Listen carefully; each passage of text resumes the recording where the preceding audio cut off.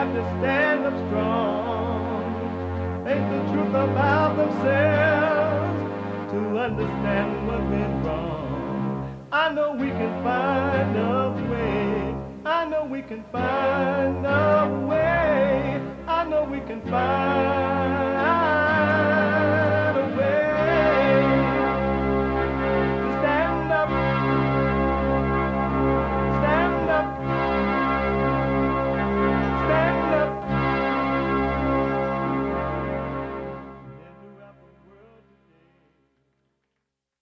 Uniting. Wow. They blasted. They were like, way here. Uniting the races with truth instead of dividing them with lies. We're also rebuilding the family by rebuilding the man. I am Jesse Peterson. Good morning. Hi, y'all. It's Friday. You can get involved by calling 888-77-53-773, 888-77-JESSE, Jesse, Jesse. My biblical question for this week, and it's a doozy. The biblical question: is there anyone smarter than you? Is there anyone smarter than you? We have every way that you can watch and support the show listed on JesseLeePeterson.com/show. JesseLeePeterson.com/show. And if you're out and about, doing whatever it is you're doing, Karen Bass, the so-called mayor of L.A., if you're holding press conference mad at Trump because Trump is deporting illegal aliens and it's going to mess up your area district, so you're not going to be able to stay in so-called power. So you're holding press conference, you haven't done anything to help the citizens of L.A., and so you're mad, you're scared, or you're protesting the illegal aliens crackdown, or you're glad about it, or you're just making breakfast. You could be listening to the show.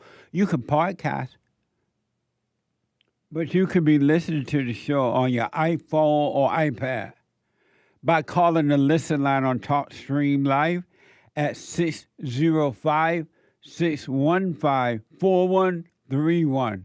605-615-4131.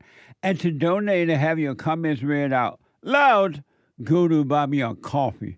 BuyMeACoffee.com/JLP Talk. BuyMeACoffee.com/JLP Talk. Or Bond JLP Cash App. Bond JLP Cash App. Amazing. It's Friday. Already. Again. It is Friday. And a whole bunch of reasons why it is amazing, but two of the reasons for now is that it's Open Line Friday. And so, James, I'm thinking, instead of having Black Friday on a Friday, maybe we can have Black Friday on Wednesday. Maybe the first 2 hours. What do you think? I'm interested.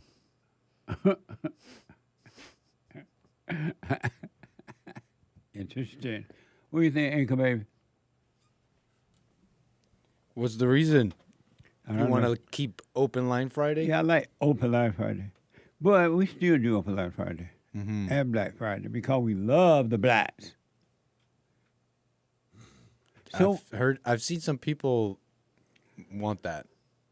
I haven't seen that. I've seen people want White Wednesday.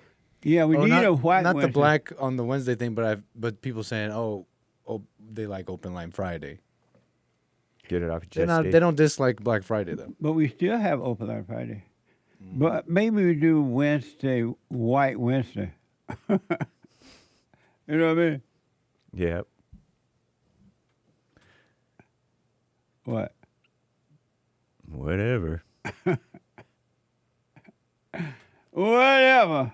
But anyway, it's Open Line Friday / and because we love the blacks, Black Friday.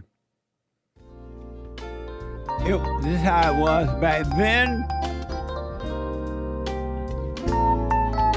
And here is now. I love the blacks. You do make disparaging remarks towards black people. Be black. I want to make sure we agree on that first. No, we disagree. Hold on. I want to ask. Well, and the things that you do, I just like I say, I want to hate you, but something won't let me. Hey, What? what's wrong with the blacks? Amazing. They got to get over their anger. No way around it.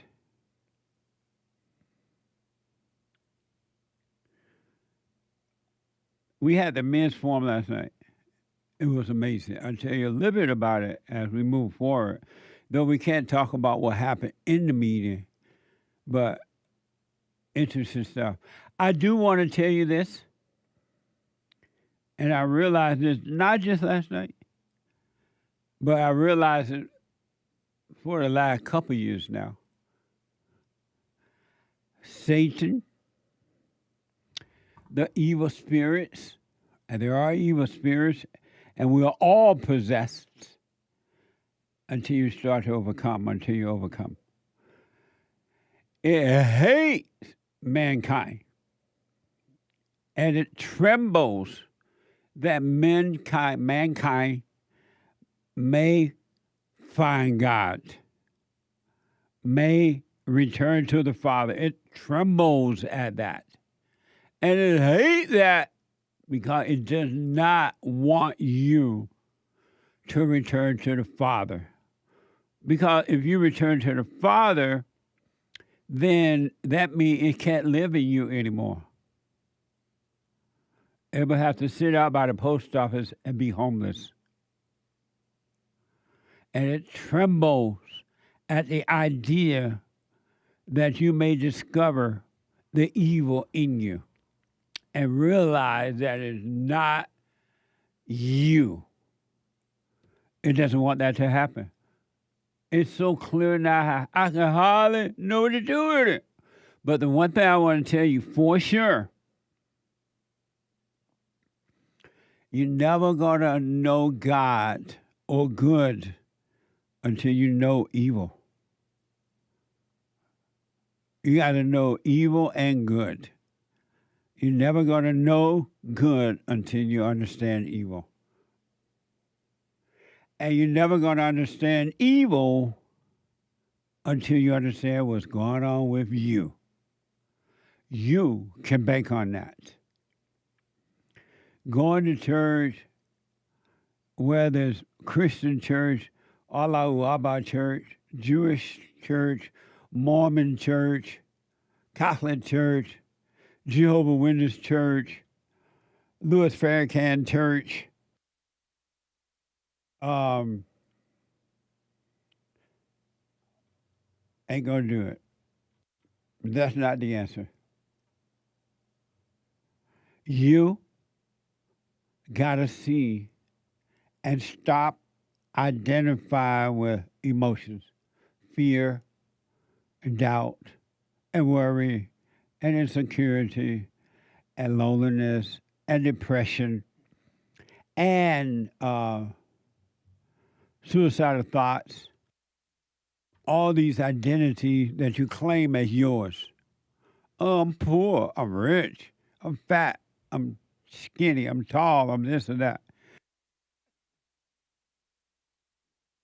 Evil does not want you to stop identifying with false identities. Oh, I can't believe I did that, you say. And the moment you say, I can't believe I did that, you have identified, or something like, dumb me. The moment you say that, you have identified with another false identity. That's so amazing to me. I just don't know. And it's hard for a lot of people to catch on to that because they are convinced that what they think and feel is them. They're like totally convinced. How can it not be? I think it, I feel it. And lifting up holy hands and talking about Jesus ain't going to help. And talking about, oh, I have accepted Jesus Christ as my Lord and Savior ain't going to do it. You haven't accepted Jesus at all. You have an idea about Jesus and God, but you have not accepted neither one of them. And that's why you still cry at night. And that's why you're still miserable, lonely. Oh, I got to get married, have a family so I can feel better. If I had a family, then I would be completed. You get a family, and then you cry at night. Because that wasn't it either. But evil hates you, men and women, and it trembles at the idea you may find your way back to the Father.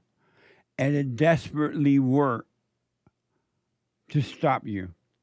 It's a spiritual battle. It has nothing to do with color, nothing to do with male or female. It's 100% good versus evil. But you're not going to know good until you understand evil. And going to church ain't going to do it. Lifting up holy hands, reading the Bible. Nothing wrong with reading the Bible. But if you're reading the Bible because you think you're going to somehow or another put the scripture in you, you cry at night. Because that does not work. Believing Jesus is God is not going to work. I think it's so interesting to me about people believing Jesus is God. And I mean, it's like they're totally convinced because they heard someone say it, and then they believed it, and now it's hard to let it go. And then they look for scriptures to try to back up this, and they have none. Everything they say to you is proving that Jesus is not God. But they can't see that. And then they say, well, in the beginning, there was the Word was God, and God was the Word, and the Word came to the earth. The Word, the Spirit of God was in the Son. God is the Word. The Son brought the Word. But you think, I mean, He was God. And because you think that, you would never know that the Father dwells in you as well. The authority that He gave the Son, He will give it to you. Because you put Jesus on a high cloud and you can't reach Him.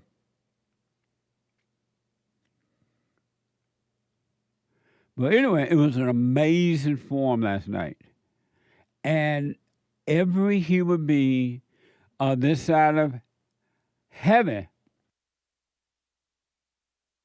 there is not one that's not possessed with evil. And you can know an evil person because an evil person is an emotional person. You can know right away, I'm dealing with evil. And then you can know the witnesses of emotion because they promote emotion. They say, oh, be emotional. You didn't support my emotions. You don't care about my emotions. They say the devil telling you that.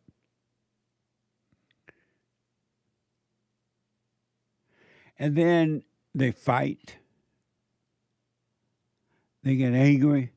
Think about this. You know something gotta be wrong with you when you get mad, when you get angry. How come you don't know that's insanity? All angry, resentful people are insane. It's insane to get angry, emotional. Think about that. What sense does it make to argue with anyone about anything?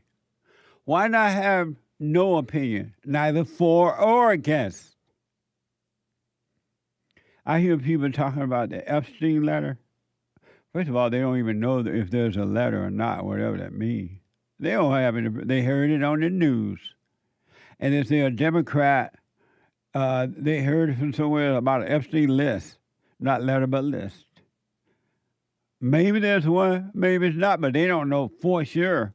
And because they're evil and nosy, they only want to know about the list, if there is one, so they can judge whomever's at that amazing party. And they'll feel better about their wrongdoing.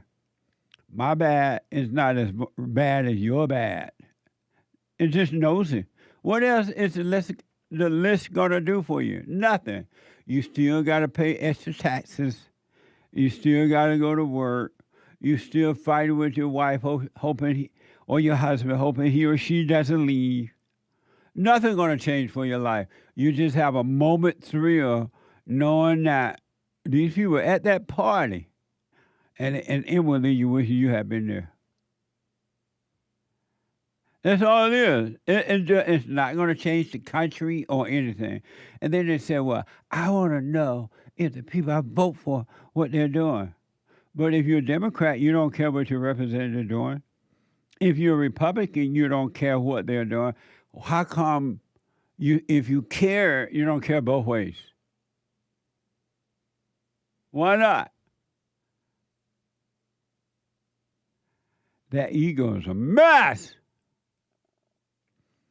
There was the people attacked down in Cincinnati we've been talking about all week, off and on. And I think even late last week, this white man was attacked by some blacks. And they kicked and beat and knocked him down. And then the white woman was, I don't know what she was trying to do, but they knocked her out too, according to a report. And so, it's been all over the media. And now they pushing the woman, but I don't even hear them. I haven't seen one interview about the man, from the man. And now the woman got a cause. I just want to make sure it doesn't happen to anyone else, they say.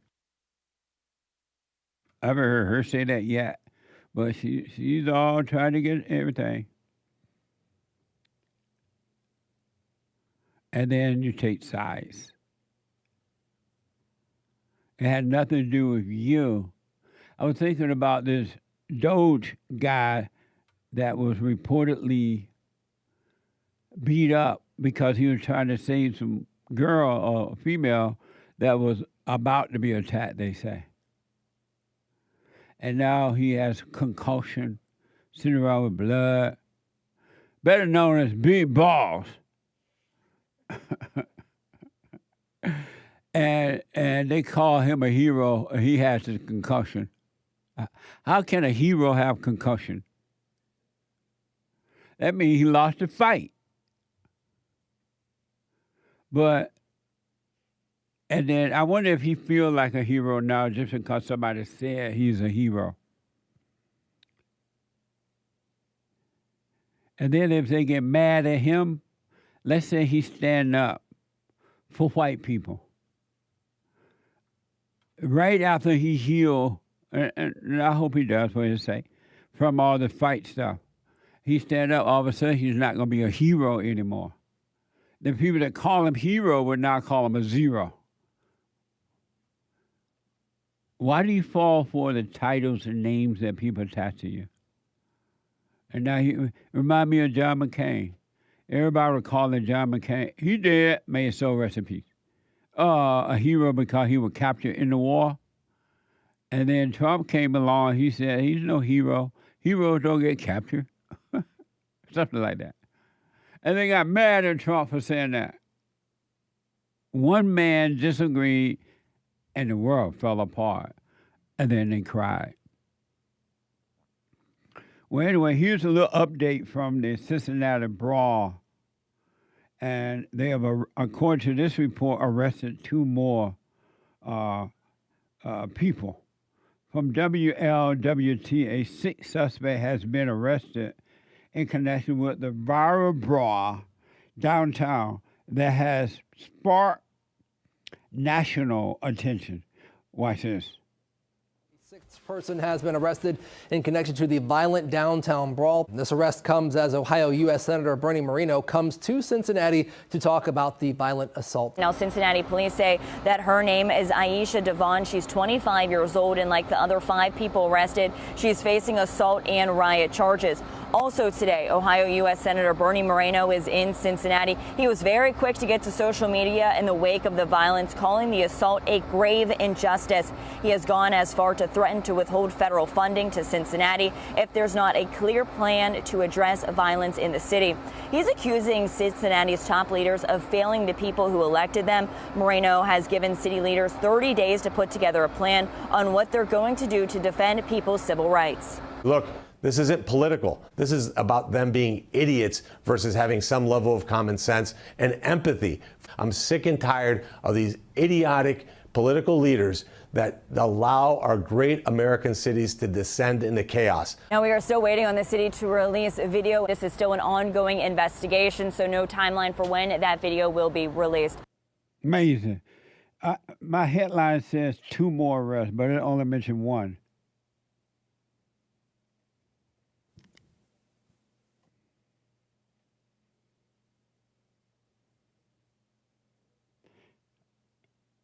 Amazing.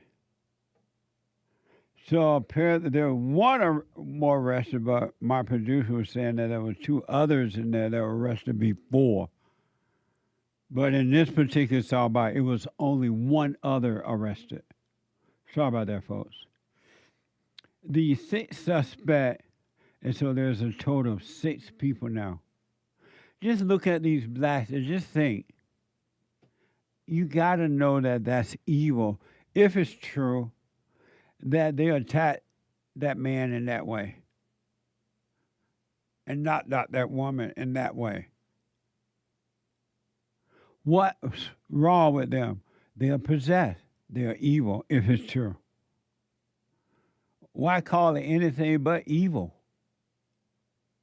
And the government's not going to do anything about that because government want power and so-called money, and they want evil to run wild, and they want you fighting one another. That way you need them. The 6th suspect had 2 felony convictions for theft and is now being given a $300,000 bond. Watch this from WLWT.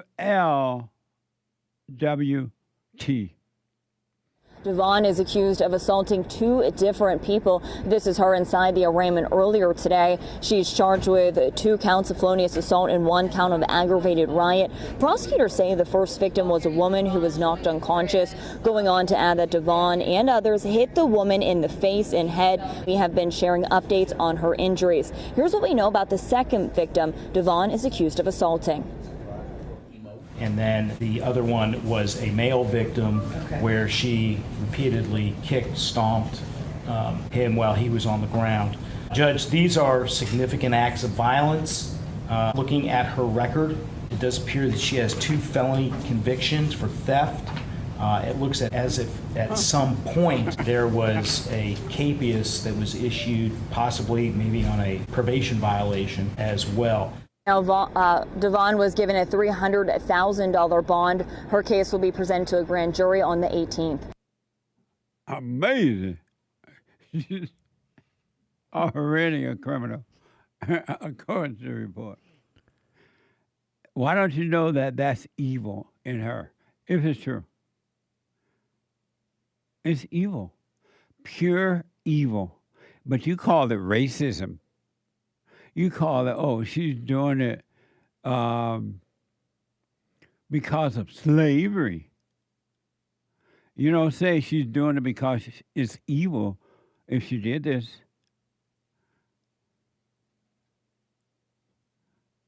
a female felony? Have you ever heard of that before?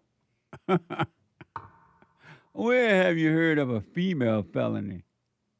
Felon. What a mess! It's a spiritual battle, folks. Wake up. If not now, when?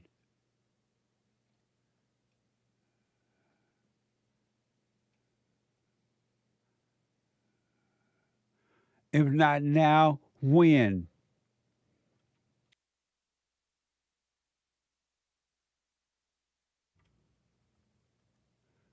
$888-7753-773. Super chat. Super chats. Curly on Cash App. That's Bond JLP on Cash App. Nice. What is the imagination? The mind of evil. In your thought, you imagine this and you imagine that about yourself and others. It's all thoughts, all the time. Amazing, which is not your own. Thank you. No more thoughts about our coffee in answer to the biblical question. Is there anyone smarter than you? Yes, the majority probably. I'm dumb as a doorknob despite having a BBA degree. BA. I hadn't heard of that. I actually should have looked it up. I'm not sure what it is. Maybe it said a BA. Maybe. Like a bad A. No, that would be a Bachelor of Arts. Thank you. Amazing. Never heard of a BA either. BBA. I mean a BBA either. I'm scared to ask. Yeah. 5 coffees from Nikki. I want God's will because the world is a mess and I just need some rest. At one point, I kept asking God, why am I here? What's your will? Until I surrendered my will to know. Then it became clear I was already living it. Isn't that weird? She asks. That is weird. Thank you. Anthony on Cash App. They cried to the Father, but their hearts were cold. Isn't that true? And then they cried. Thank you. Tom says, hi, Jesse, about the Bible verse you read regarding blasphemy against the Holy Spirit. Why do you think there is a distinction with the Holy Spirit? Why would it be different from blasphemy against God or the Son? He asks. I don't know. Maybe because he's your teacher. I have no idea. Could be. Yeah. Soul Conscious, 5 coffees. Jesse, biblical question. No one is smarter than me. Is there anyone smarter than you? No one is smarter than me. Satan's children are smart, and they can have that identity, he says. Amazing. I'll put my 2 cents in on Sunday. Thank you. 5 coffees from Eric. Everything you've ever done was all about your selfish ego. You didn't find Jesse. Your ego found Jesse because it was struggling to deal with itself, says Eric. Well, the ego would not have wanted to hear the truth, so it was something in the man or the woman that wanted the truth, and when they heard the truth, it rang true to them. But the ego doesn't want to hear the truth at all. So it wasn't ego that brought them, believe me. Amazing. Thank you. 5 coffees from Eric. What's wrong with the blacks? Rap music reinforces the ego by encouraging superficial pursuit of hate and vanity, he says. Amazing. Thank you. I was talking to Jamie Kennedy. That's his name, right? Yep. And I was saying black. What's wrong with the black? He was like, why do you say black? You don't say black. But I thought I was saying black. Oh, because you say black. Right. What's wrong with the blacks? And there was this black guy who picked up a black girl who was already married. He said, you going for a walk? Instead of walk. Nice. We'll have to read the rest of these later, guys. Thank y'all. Amazing. We'll take a break. When I come back, your phone call. Back in a moment. Thank you for your super chats. Back in a moment.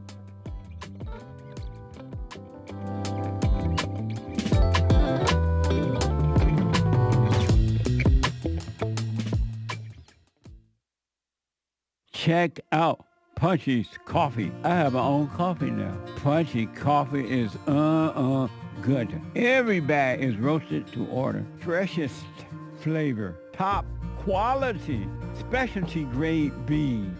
Good. Every dime goes back to Bond, my nonprofit. And we are rebuilding the family by rebuilding the man. So when you're drinking coffee and enjoying it, just know you're helping somebody. Amazing coffee. Punchy has his own coffee now. What the? And it's so good. All the way from the plantation to my own coffee. Who would have thought? Did that coffee come from the plantation? Did I pick my own coffee? Check it out. Go to rebuildingtheman.com, rebuildingtheman.com/stores, and get Punchy's coffee.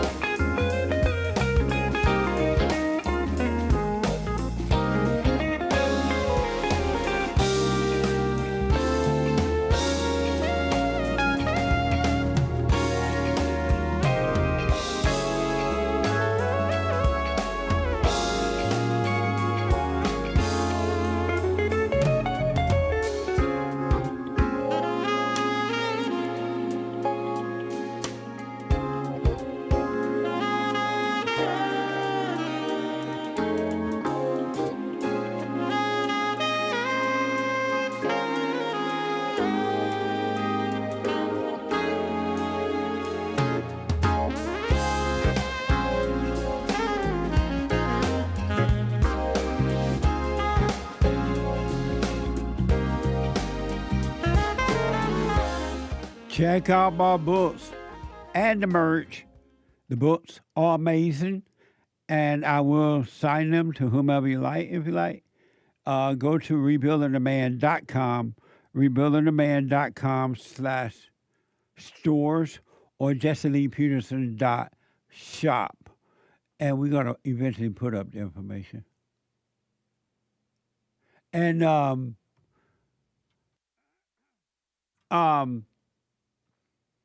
and my books, the first one is The Antidote. No, Scam. From Raised to Responsibility. From Raised to Responsibility. And then Scam, How the Black Leadership Exploits Black America. And then the seven guarantee steps to spiritual, family, and financial success guide. A little small pocket guide for those who want to start a business or you're running a business. And those 7 steps, if you do them, you cannot fail, but you got to do them. And then the antidote, healing America from the poison of hate, blame, and victimhood. All right, and then all the merch and shirts and coffee, Punchies Coffee, all that at rebuildingtheman.com/store or JesseLeePeterson.com. I mean, JesseLeePeterson.shop. JesseLeePeterson.shop. So today is a busy day. The Hake Report is coming up at 9 a.m. TheHakeReport.com. And from 9 to 11. And at 11 a.m., on Fridays, a brand new episode of The Fallen State. TheFallenState.tv. I had and it's today at 11. Interesting discussion with Jamie Date. And Jamie is a men dating coach. Watch this. Next time on The Fallen State. Are you surprised that men will listen to a woman about dating? There's definitely a large group of men out there that only want advice coming from a woman. If men are hunters, what does that make women? Hunties. False. We are gatherers. We gather information about you. That's for sure. Would you ever date or marry a man that would tell you his problems? I'm dating one right now. What a beta. You wouldn't work with a man that know that there's a right way to do this? You would never come to me to begin with. I got you. That's for sure. At 11 a.m., TheFallenState.tv. You can support TheFallenState.tv. You can become a member there on YouTube at FallenState.tv or JesseLeePeterson.locals.com. All right? And there's fellowship on Sunday. All are invited. Fellowship on Sunday. Doors open at 10:30. The meeting starts at 11 a.m. Pacific time, 2 p.m. Eastern time. RebuildingTheMan.com/church. RebuildingTheMan.com/church. Let me go to first-time caller Mark out of Alabama. Mark. Oh, by the way, folks, happy Men's History Month. I guess is Men's History. Mark, you are on the air. Good morning, Jesse. How are you today? All is well. All is well, indeed. I just wanted to say I'd like to thank you for what you're doing. Your show is fantastic. I lived in Florida. I was born and raised there. I grew up in the country, moved into the city, and summers I would spend in North Alabama with my cousins. And I got to a point where I just got tired of what was going on in the city where I was living. And I got diagnosed with bladder cancer and decided that I needed to get back to the peaceful quiet of my childhood and the memories that I spent with my cousins up here in North Alabama. So I'm up here, and I'm having treatment and such, scrolled around on the internet, and I discovered you. And I began to listen to your show, and I gave it my all because I voted Democrat for about 20 years. And I guess I just got tired of what that party began to tolerate in society. And the more I listened to you in the last 7 months during my treatment, my eyes began to open to exactly what's going on. I guess I drew the line when the party started backing transgenderism. I mean, the letters, the alphabet kept getting longer and longer, and then the transgenderism started to appear on the horizon, and then it kind of took over. That's one of many things that pushed me away from the party. And I now see that the party that's in office current administration is trying its best to do what it can for this nation because it certainly has fallen. I don't see how we can go in any other direction. Americans across this nation are suffering the effects of the Obama administration, and the Biden administration is just frustrating to me. And so I'm now open to what the administration has to say now. I can't see any other way that this nation will turn around if it ever does. I just don't understand what's happened to our country. I was wondering if you had any advice for me, because is there anyone smarter than me? And you say to that? I can't say that anyone is smarter than me if they haven't returned to the Father, and even then we suffer from ego. We suffer from thoughts. My thoughts when I was diagnosed, I began to be bitter, but then I accepted it, and my feelings now about that are changing. So I try to stay in the Word. I don't like to listen to pastors who try to twist His Word or make a determination. And so, now that you live in the mountain, do you have perfect peace in the mountain? I do. So I do. And why do you say you do?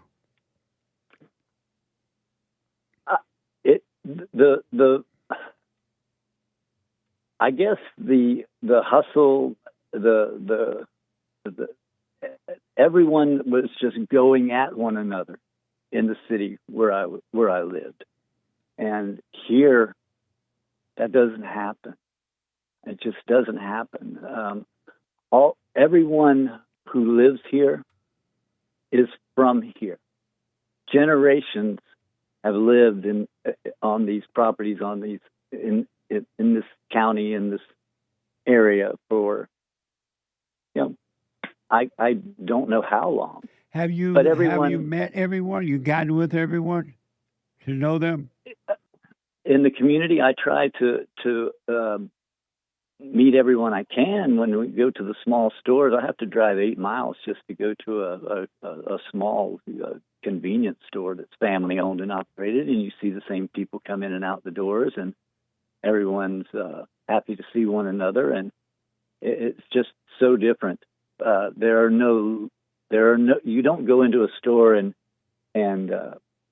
get looked at, stared down, or. Let me ask you this because of time. Yes, sir. You said that when you first discovered you had cancer, you were angry about it? Yes, I was. Yes. And why were you angry about it? I can't put my finger on it. I would like to say that I thought it was unfair, but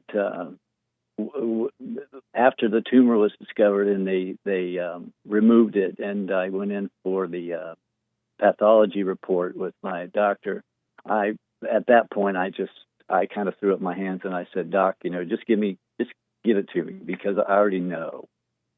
In my heart, I already knew what was going to happen." And of course, it was bad news, but I was prepared for it because the anger had left me. I stopped being angry about it after the tumor was removed. I just accepted it. And so now the cancer is gone? It is, as far as they know. It's a sneaky little critter, that cancer. So they're keeping an eye on it. But as far as they know, I've had my bladder and prostate removed. And as far as they know, it's under control. And what do you do with the anger now when it comes? Oh, I make every attempt to give it up to him. Meaning what? meaning the Father.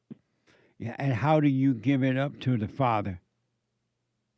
I pretty much allow myself to well, the Word helps a lot.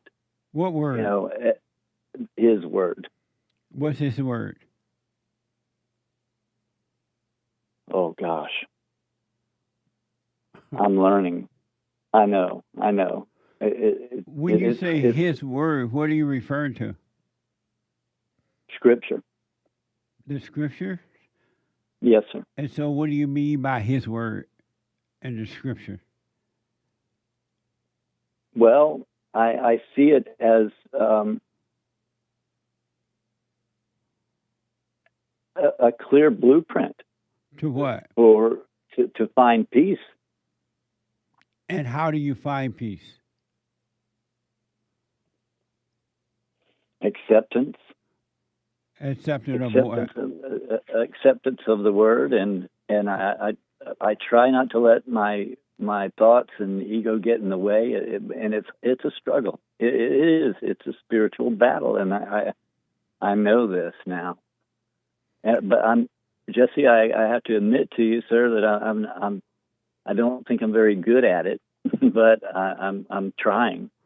And so, when you say that the Scriptures and the acceptance of His word, what do you mean by that? I try to live my life now avoiding anger. When it comes on, I try to think of what I've read. I try to think, and I know you're probably going to say that the thinking part is dangerous, and it is. But Jesse, I tell you, I'm calling you because I really don't know how to navigate this. I'm trying, but it's difficult. In reading the Bible, what does the Bible say you should do to overcome evil?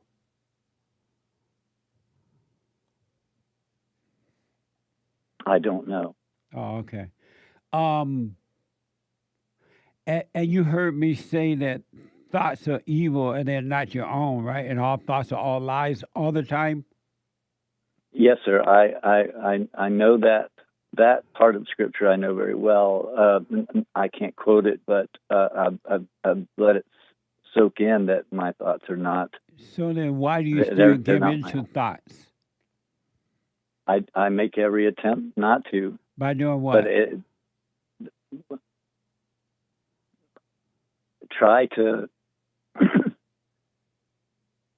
I try to think of what His Word has to say, and it's hard to escape them because Satan keeps pounding them, and he continues to pound those thoughts into your head.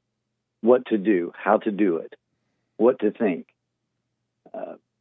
which direction to go, and there is only one, and it's back to Him. It's back to the Father. And why do you still listen to the thoughts if you know they're from evil, from Satan?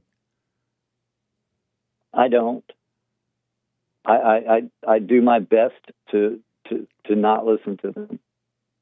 By doing what? I try to get off to a place by myself, and again, even that you put yourself in danger because that's when I find a lot of times that the thoughts just really come on even more when you try to.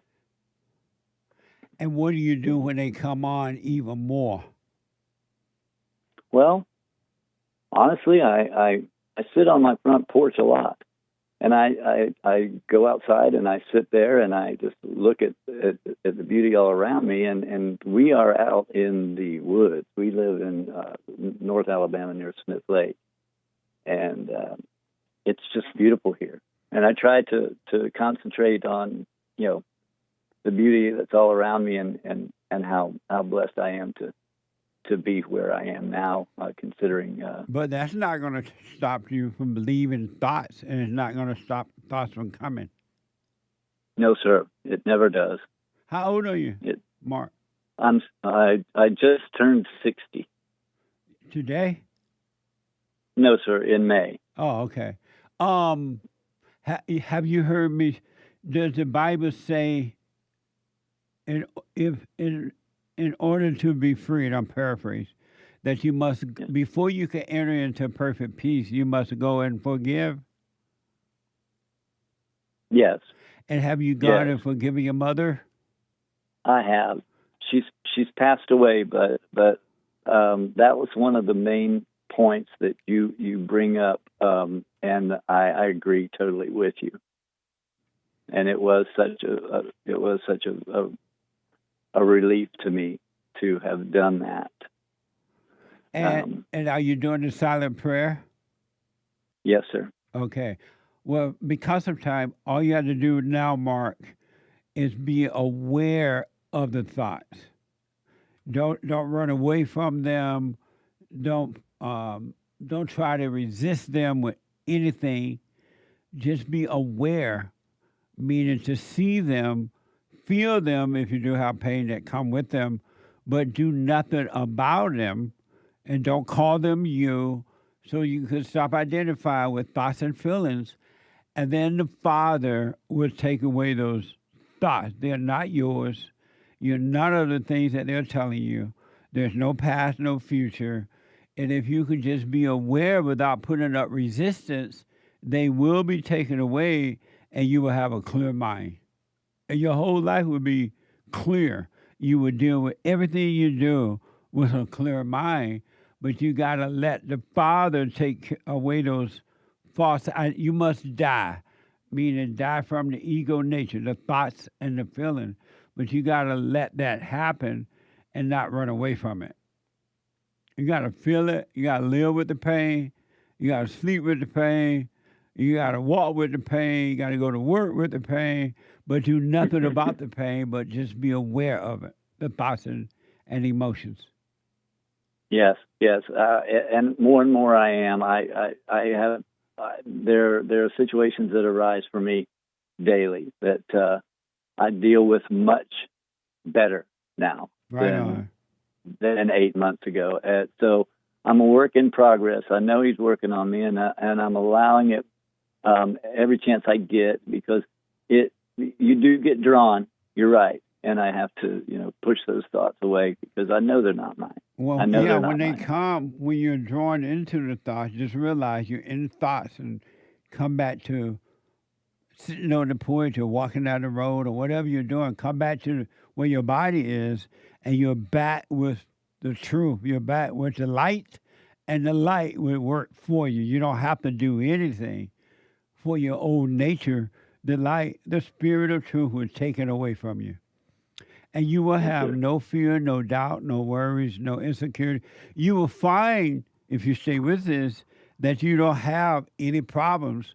You never have had problems. You just thought you did. Yes, yeah.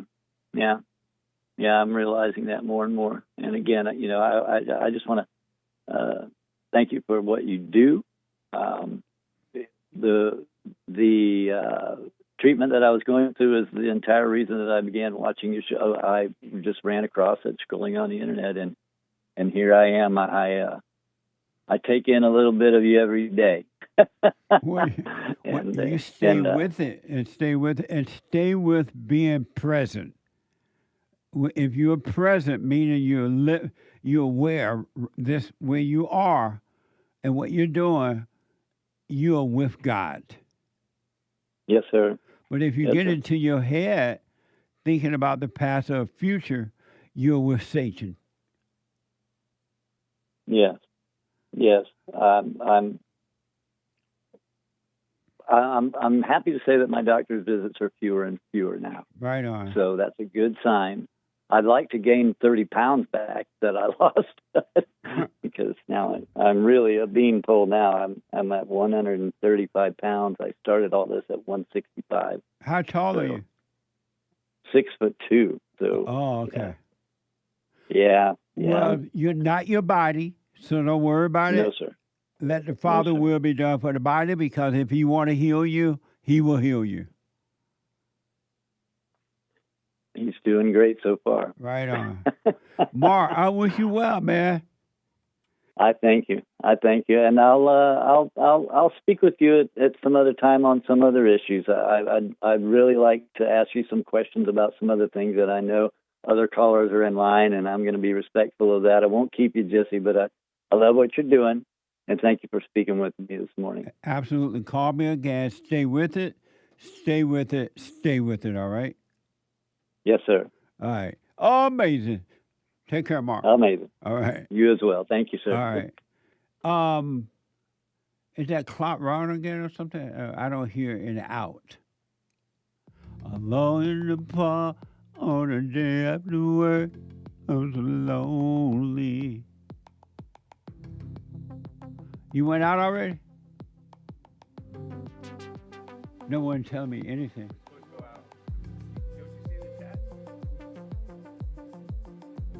Oh, shoot.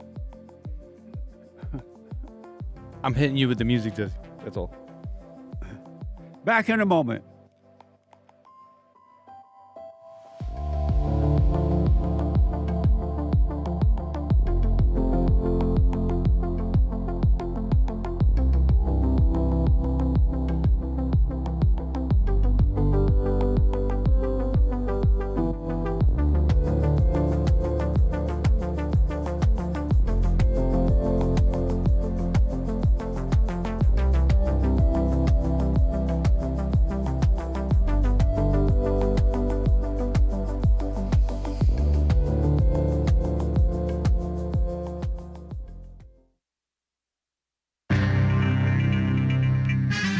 Nice. There's a whole lot of mess going on in the world.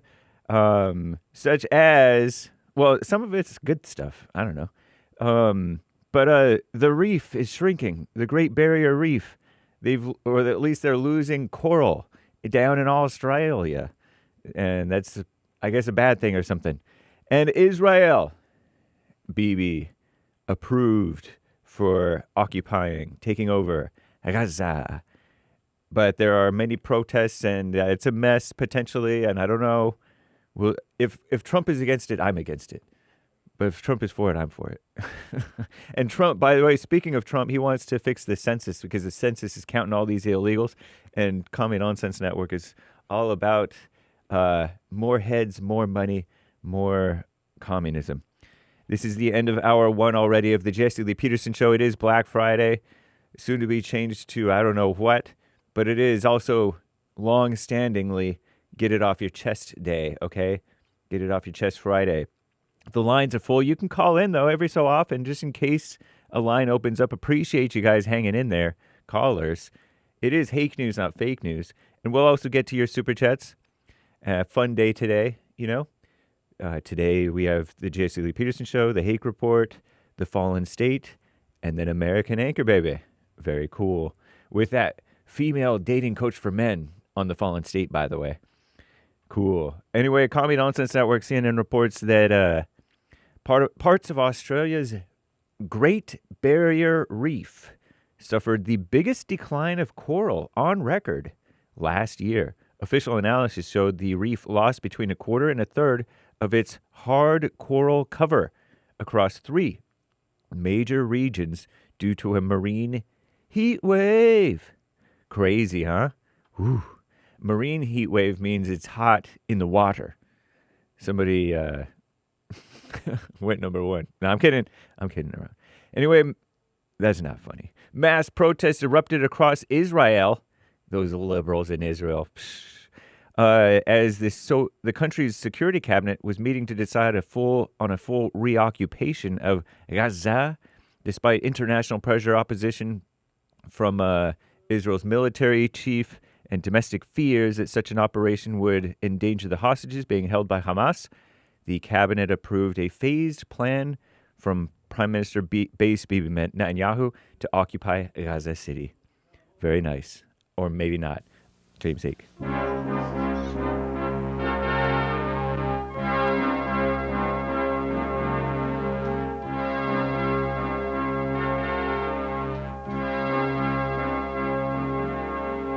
Somewhere in the world today, men got to stand up strong. Ain't the truth about themselves to understand what went wrong. I know we can find a way. I know we can find a way. I know we can find a way to stand up, stand up, stand up.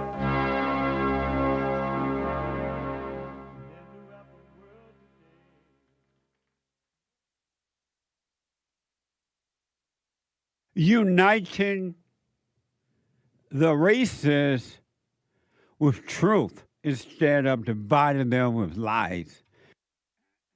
We're also rebuilding the family by rebuilding the man. I am JLP Peterson. Good morning. Welcome to the second hour of the show today. You can get involved by calling 888-77 53773 888-77-JESSE, Jesse, Jesse. And my biblical question, is there anyone smarter than you? Excuse me. Is there anyone smarter than you? We have every way that you can watch and support the show listed on JesseLeePeterson.com/show. JesseLeePeterson.com/show. And if you're running around, you can podcast the show, but you can still listen as it is happening. He made it possible by calling your iPhone or iPad on the listen line, TalkStream Live, at 605-615-4131. 605-615-4131. And to donate and have your comments read out loud, go to buymeacoffee.com/JLP Talk. buymeacoffee.com/JLP Talk or Bond JLP Cash App. Bond JLP Cash App. Happy Men's History Month. August is Men History Month. All right. It's also Friday today. And every Friday is Open Line Friday / Black Friday. That was then. That's the way the black used to be, folks. But this is now. I love the blacks. You do make disparaging remarks towards black people. He black. I want to make sure we agree on that first. No, we disagree. Hold on. I want to ask. Well, and the things that you do, I just like I say, I want to hate you, but something won't let me. Hey, what? What's wrong with the blacks? What's wrong with the blacks? It's a spiritual thing. We had the men's forum last night. Every first Thursday night of the month for men only, and the third Thursday night for ladies only. So yours is coming up, ladies. And I have to tell you, and I know I say it all the time, it was deep. It was deep. Interesting and deep. The one thing that I realized from that, and I already have, but to watch it happen in the way that I watched it happen, it was amazing. And one guy got up and talked, and he had all these things about himself he was saying. And so I'm watching, paying attention. And then we get feedback from the other guys once this guy was done talking, questions and things like that. And it was interesting. And what I realized, that what the guy was feeling and thinking was true. And that he recognized that. He knew he was feeling his way, a certain way. He knew he was thinking a certain way. But what he didn't know, and maybe he know now, at least got a glimpse of it, everything that everything that he was describing about himself, it was true that they're in the mind and emotion. But what is not clear to him is not him. He wasn't talking about himself. He was talking about this false. He was talking about this false identity, those false identities that made a home in him since childhood. So he wasn't talking about himself. But because he didn't understand that, it felt like to him. And then if he wasn't aware, you would have thought he was talking about himself. He was not telling the truth about self. He was telling the truth about false self. And it's good to be aware of false self and what's going on inside of you without any resistance. Do nothing about it, and you will discover it's not you. You will, because the only reason you can see that it's not you is that the light of the Father is allowing you to see it. So if you can just see it, don't call it you no matter what. You will overcome it. It's so interesting to me how seeing it without resistance would change it. It would take it away. It would change.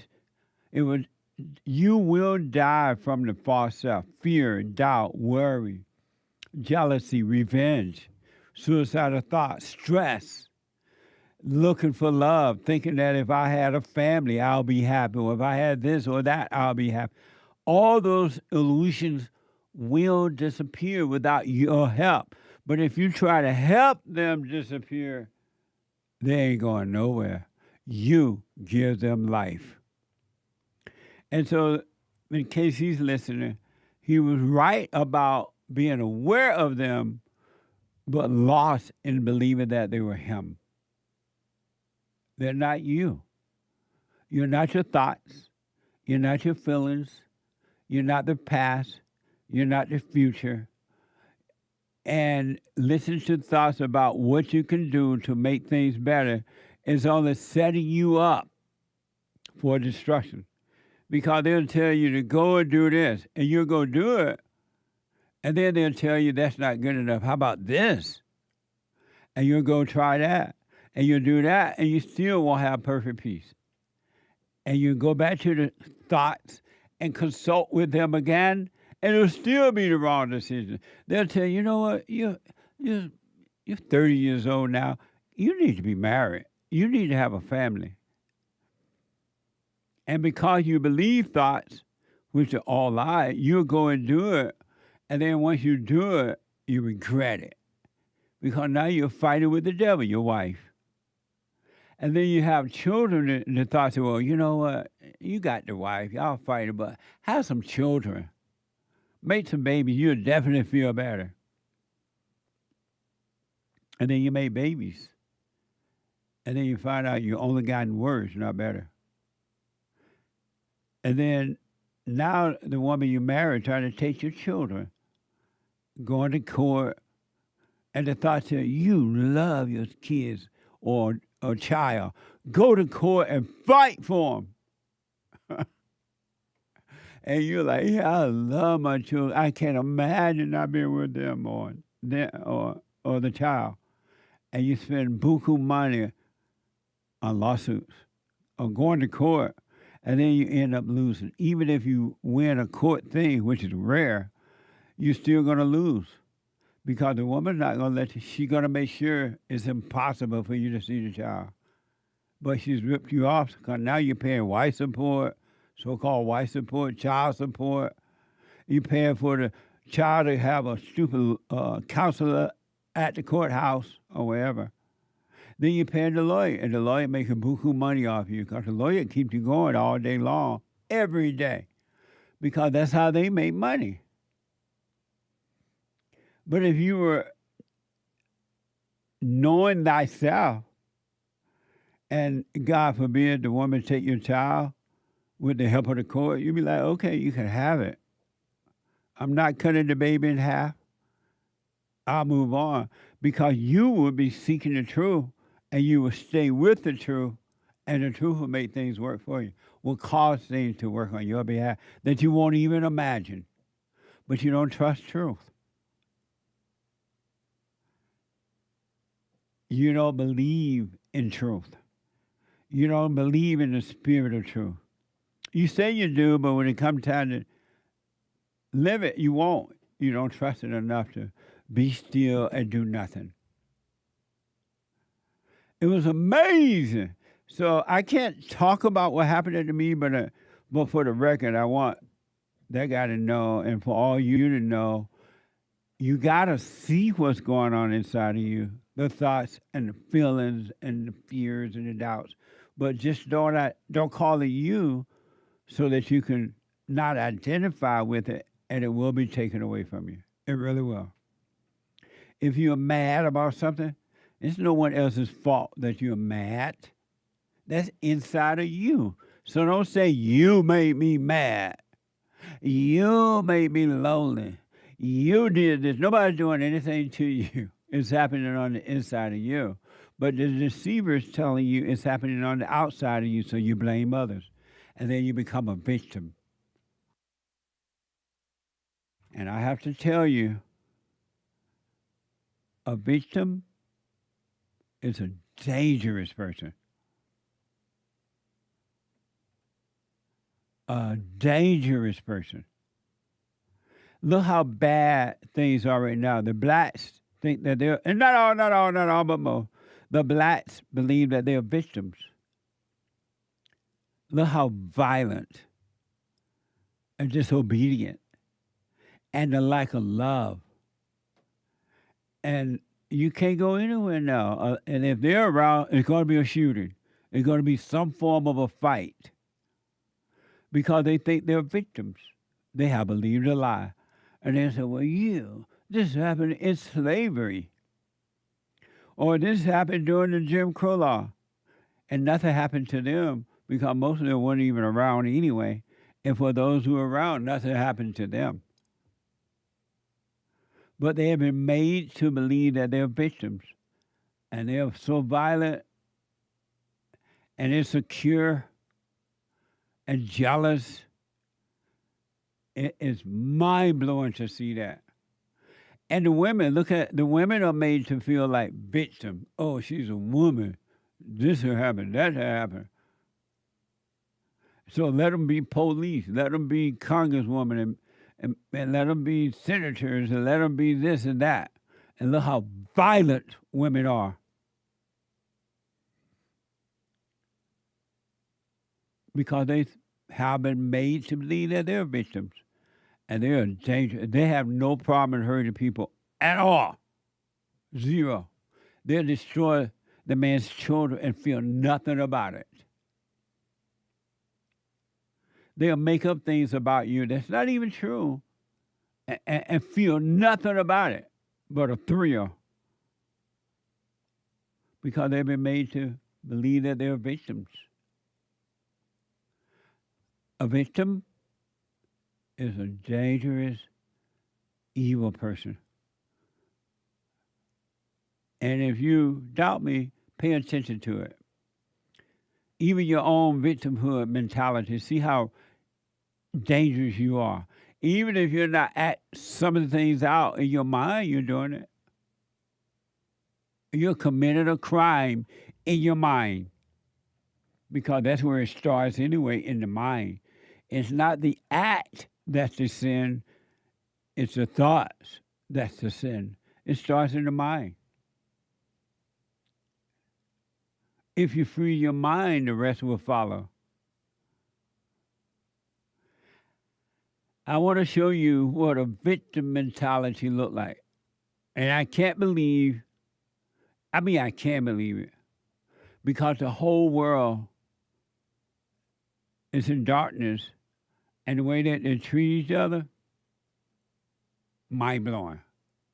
And they can't help it. Because the evil spirits is what? Controlling them. They're being controlled by spirits. But they don't know it. And they don't realize, you know what, if I am myself, why can't I control myself? Why do I get angry, insecure, jealousy, strife? Why do I try to hurt other human beings? And why do I get a thrill from hurting someone else and myself? Because what you do to others, you're doing to you. I'm saying I can't believe, but I do believe. But in order to communicate, Los Angeles has a black female as mayor. And this black female is so dumb, so lost, she literally has no clue at all as to what she's doing. Zero. And she's on the wrong side of everything. And you voted for her. Not because you thought she was qualified, but because she was a black female. That's how we ended up with a black female in the Supreme Court. That woman didn't even know what a woman was. And they still appointed her to the courts. High courts, too, not just a low court. Look at Jasmine Cricket, so-called Congress female. Nasty, evil, lost. Here's an example of a lost female. Karen Bass from AP. U.S. Border Patrol agents jumped out of the back of a rental box truck and made arrests on Wednesday at the Los Angeles Home Depot store. Isn't that amazing? AP has reported the raid near downtown L.A. Came just days after a federal court upheld a judge order blocking the Trump administration from conducting indiscriminated immigration arrests in Southern California. Watch this for Fox News. Hi, Jackie. It was called Operation Trojan Horse, and DHS tells us it was the first time they used unmarked rental trucks during an immigration enforcement here in Los Angeles. DHS drove those trucks into a parking lot of a Home Depot near MacArthur Park. One of the Border Patrol drivers apparently did pose as someone looking for work, but then immigration agents came out of the trucks and dozens of people scattered. 16 people were taken into custody. DHS says they did surveillance of this area prior, and they used the rental trucks because they claim there's too many scouts in this area. Now, I talked with Border Patrol Chief Greg Bavino and asked for his response to critics who say enforcements like this are just targeting people looking for work. And when we look at the damage that unmitigated immigration has caused to this country, look at the Jacqueline Nungare's and the Kate Steinleys and all those that have been hurt, maimed, and killed by illegal aliens, I think they need to redirect their attention and maybe think a little harder before they say things like that. Amazing. It's crazy how all these illegals are everywhere. They scatter. Now, common sense says this president is looking out for the people. But dumb Karen Bass, who doesn't care about anyone or anything but herself, she called this something else. She says, Bass claimed yesterday a Trojan horse operator may have violated the recent restraining order issued by the federal government. Watch this from Fox News. Now, last month, LA Mayor Karen Bass showed up in person to a federal immigration raid at MacArthur Park. Bass claims yesterday's Trojan horse operation may have violated a recent temporary restraining order issued by a federal judge aimed at preventing alleged discrimination by the Trump administration during raids here. So you say that there is evidence that they were asking, are people here looking for work? How is that consistent with them saying that they were looking for the gang members or that they were abiding by the TRO? See how dumb she is? If you cross the border illegal, dummy, you're a criminal. You're a criminal.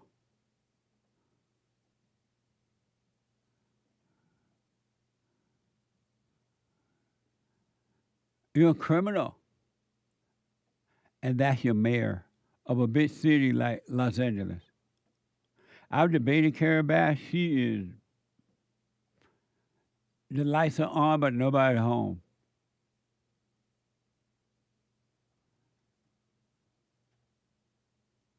What a mess, huh? But I love the fact that the president, you know what, he's doing what he got to do to make the country safe. There you go, where I was debating this woman, this female.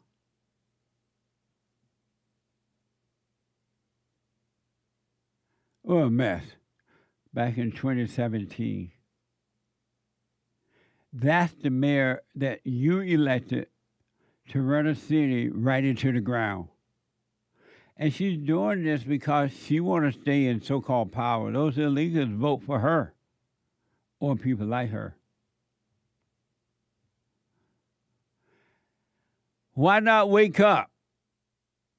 Why not take control of your own world? Why not have perfect peace? You can have perfect peace right now. You don't have to wait until you drop your body. 888-7753-773.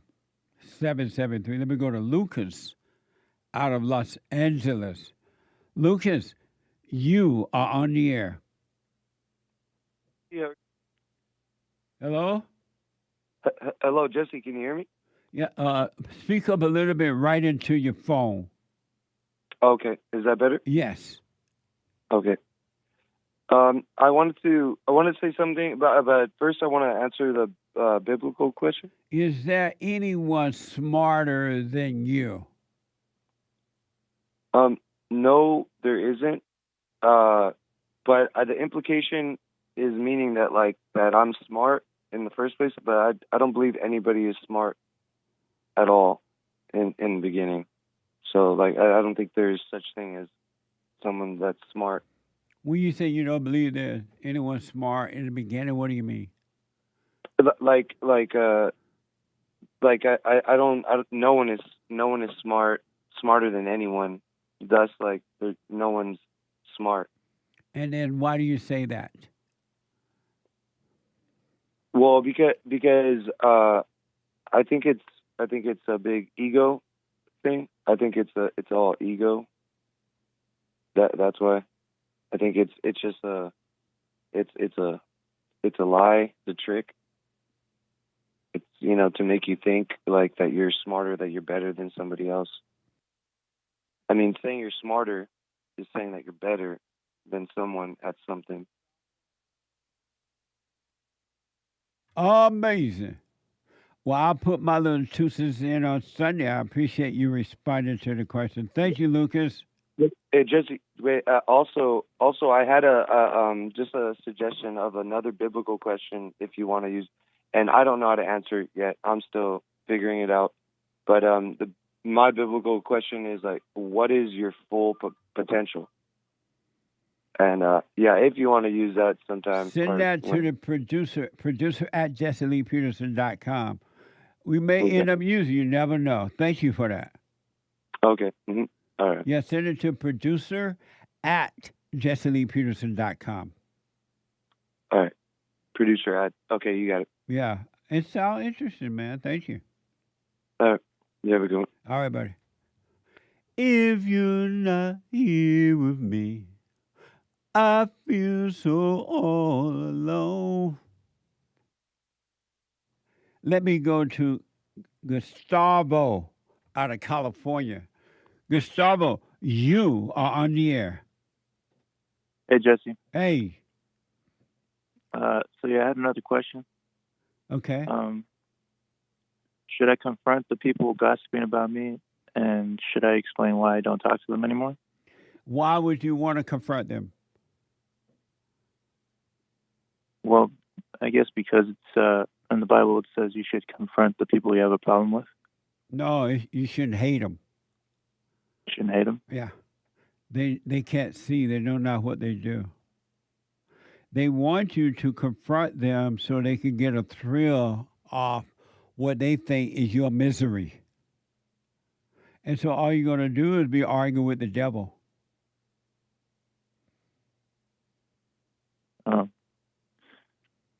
You should be glad to see that those people are your enemies. Be glad to see that they have never cared about you. It's always been about themselves. And don't get angry at them. They'll sleep, and then move on with your life. Yeah.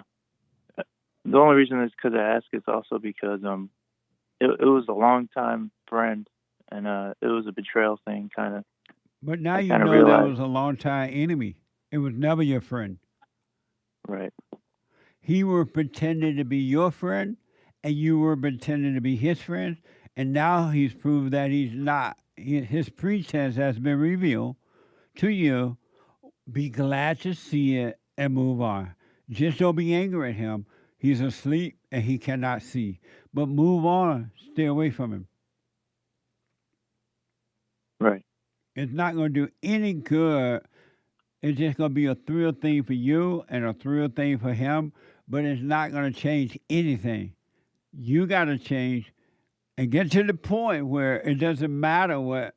Don't even think about stuff like that. It's not what other people say and do is on them. You are responsible for your own world. Okay. And so move on. Just don't get angry. Okay. That makes sense? Yeah, that makes sense. This is what I've been doing. I haven't talked to them since. Well, I haven't really talked to him. Yeah, and the thoughts are going to try to make you, the more you resist the thoughts, they're going to tell you, oh, you should do this, don't be weak, or they're going to be thinking this, and they're going to do this. Don't believe the thoughts. All thoughts are all lies all the time about anything. So do not obey the thoughts. Do nothing about it. Okay. And then there's a second person that I haven't really told him that I don't want to hang out with him anymore because he's also it's a friend group kind of thing. I was introduced to them, and that's his friends, and I was kind of introduced to the group as another part of the friend group or whatever. And I don't want to talk. I don't want to talk to that guy either because that they're like they gossip. They're gossiping. That what you get for joining a friend group. Yeah, and then it's such really thing as a friend. That's another illusion. Yeah. And then when they can't control you anymore, they're going to turn on each other. Yeah, they've definitely turned on me. That's for sure. They have never been with you. They were deceiving you all along. Yeah. So wish them well. You don't have to talk to the other person either. Just don't be angry. They know not what they do. And you move on, and the spirit of truth will take care of you. But be happy to see this illusion about these people that you've always had by thinking that they were friends and you were telling them your business and you were doing this and that. Be glad to see it. Don't be angry to see it. Be glad before they would have destroyed you completely. Right. So I do what you want, but I recommend you move on. Don't keep it on your mind. Let it pass so you can be free. Should I just block them or should I just remove them? Yeah. From You can block them. Be done with them. Just don't be angry at them. Okay. All right. I wish you well, man. I got to take a break. Happy Men's History Month. Happy Men's History Month. All right, buddy. Quick break. Back to your calls and super chat in a minute. Other than sex, I wonder why would a man even need a woman today? Women don't know how to cook. They don't know how to clean. They're in competition with men. They don't want to be wives and mothers. Some want to get married, but they don't want to live in that proper position of life, because the only purpose of marriage is to have a family, and that's been known forever. And so if you don't want to have children, there is no need to get married. And so I was wondering, why would a man even get married today? I never thought I'd see the day when women would come out of her natural role and be like a man. Even though she hate that role, when she's with a man that's weak, she hate him. But if he try to be strong, she'll stop it. I never imagined that.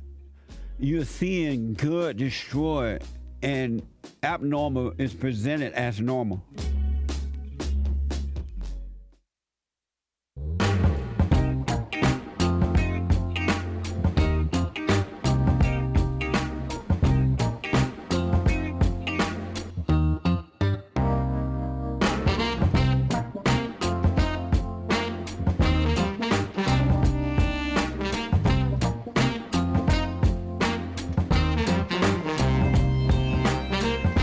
Spiritual battle. Couple announcements. Number one, we have a counseling service. We have the best counseling service on this side of heaven.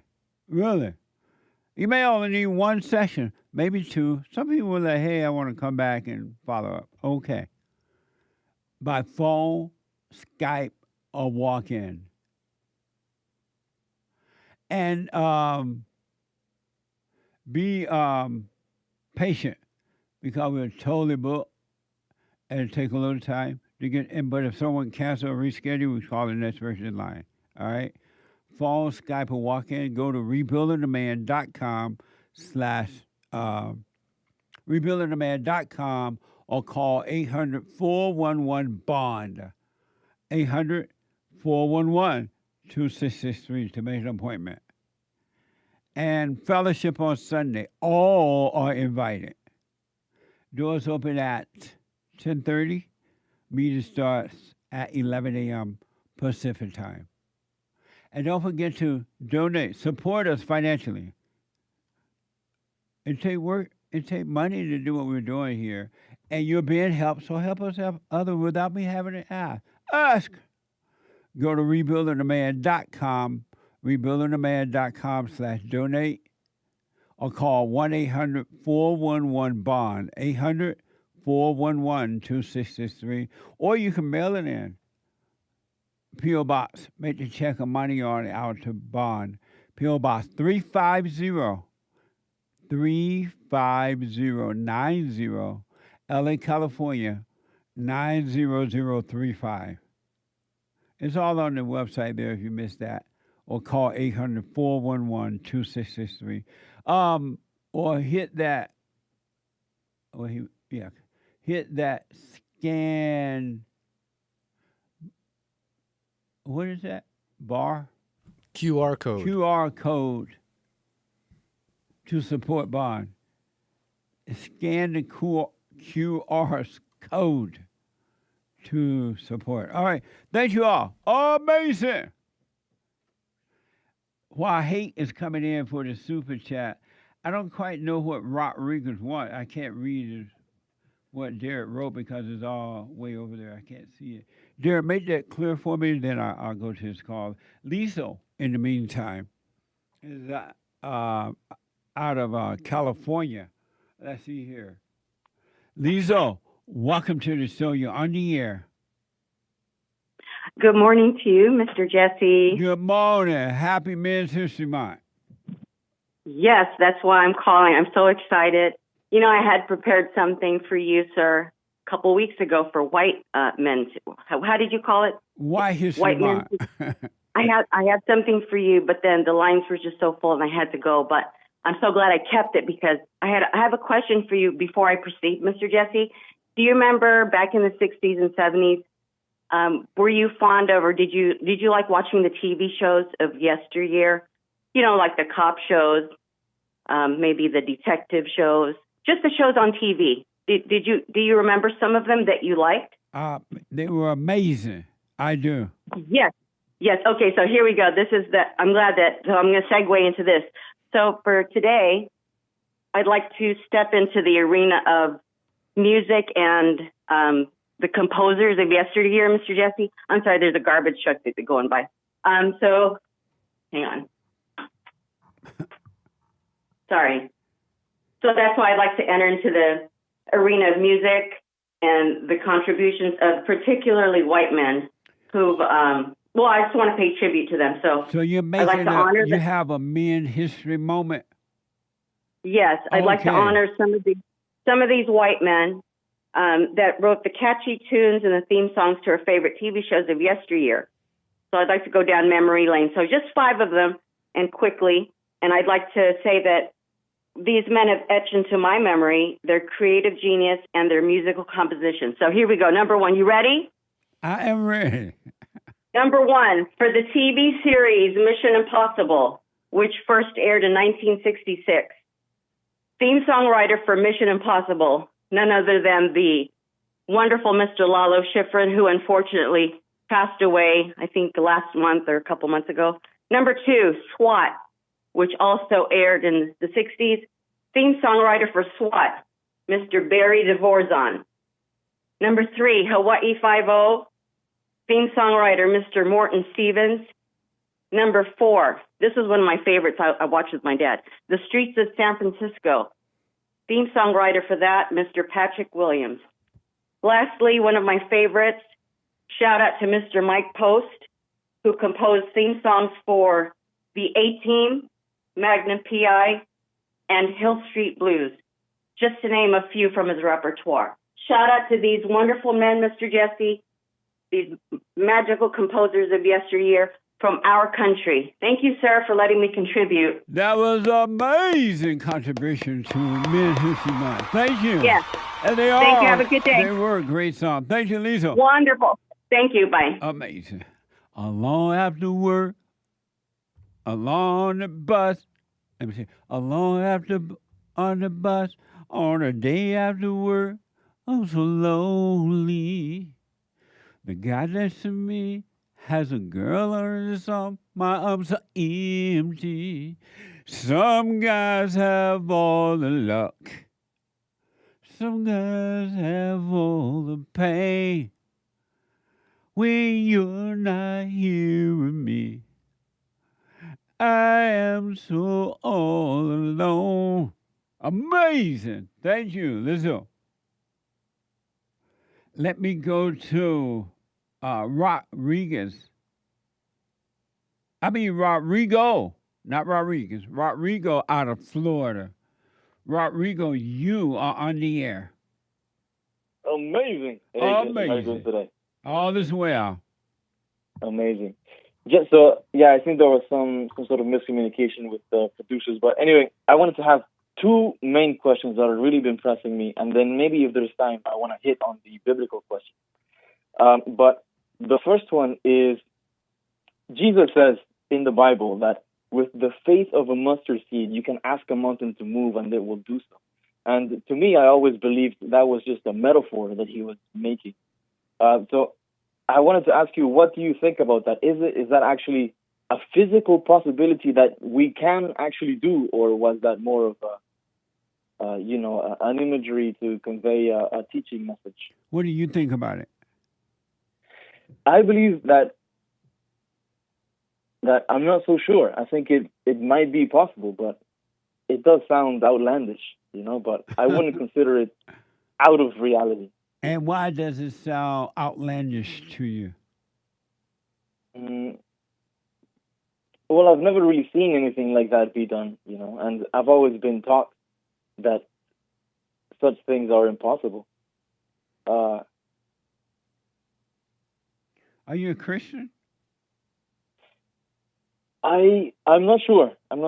After listening to you, I've really been more open to the idea, and I think in my core, I can't get away from saying that I am, but I'm not sure. I don't quite understand that. What do you mean by in your core you can't get away saying that you're not, from saying that you are?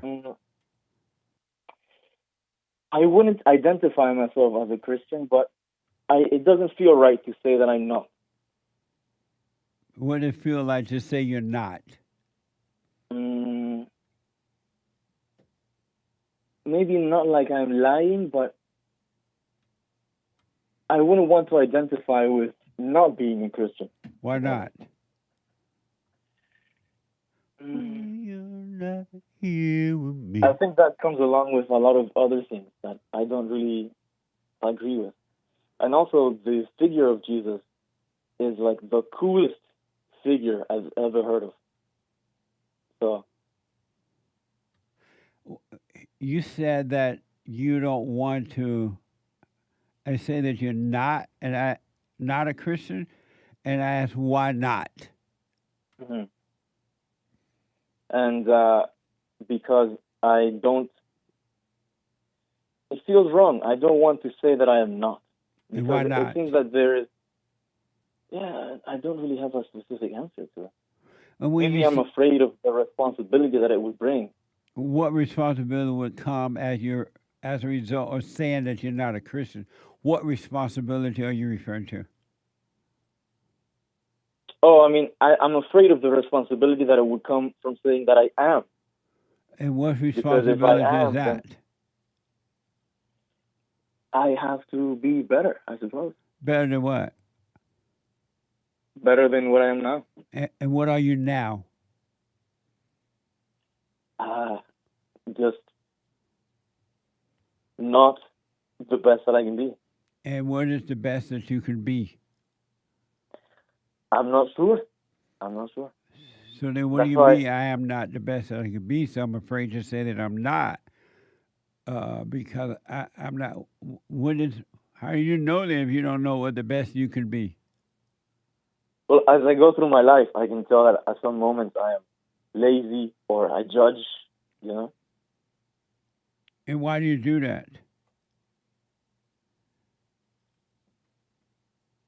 Sometimes, like you say, I can't really help it sometimes. Why not? Lazy. Being lazy. Why you can't help but judge at times? It seems to come automatically from years of practice. So if you said that you, just to be clear, and because of time, Right. you said that you are afraid to say you're not a Christian, or that you are a Christian. No, yeah, that I am. It seems more of, it's very easy to say that I'm not because it doesn't mean anything, but to say that I am a Christian, then it means that I should be a light. And a light in what? A light to the people, a light to others. And where did you get that idea from? Well, I feel like I should be like Christ, right? Christian. And how is As Christ? into Christ? Christ is a light. And so you're not the light right now? Right. And because you've not reached your great potential, you say, or something like that? Yeah, because I can see how, I can see the evil Where? in me. Where? In me. And what does it look like? All sorts of things. All sorts of things. And how are you seeing the evil in you? By watching the thoughts and noticing them. And who is causing you to allow you to watch the thoughts? From what I understand, it has to be God. Do you see that for yourself? Or do you believe that? I do see that. Amazing. And so, yeah, you say that you're not your greatest potential or something like that? Right. And what is your greatest potential? I'm not really sure. I think that's sort of why I ask things like, can we actually move mountains? Because I want to understand how far that potential could go. Where did you get the idea there is a greatest potential?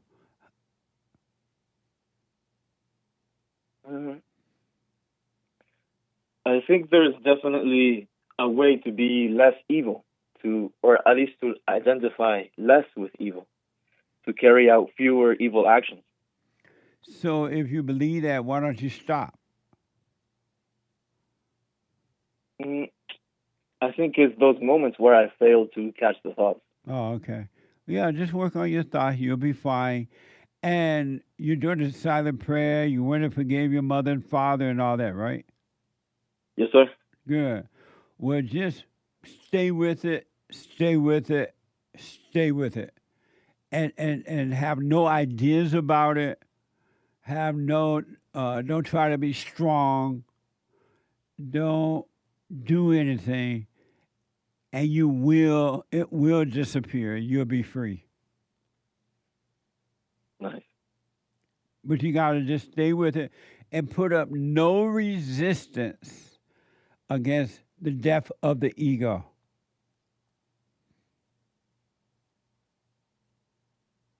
And what does that resistance look like?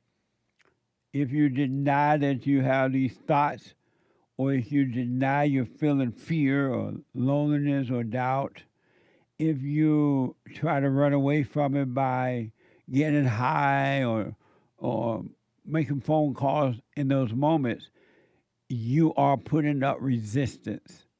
If you lie to yourself and say, well, I don't feel this way or I don't think this, but you really are feeling it, you're putting up resistance. So something like not saying that I am a Christian. I'm sorry? I'm saying as an example of the resistance. Something like being afraid to say that I am a Christian. But yeah, I don't know why you need to say it or not say it.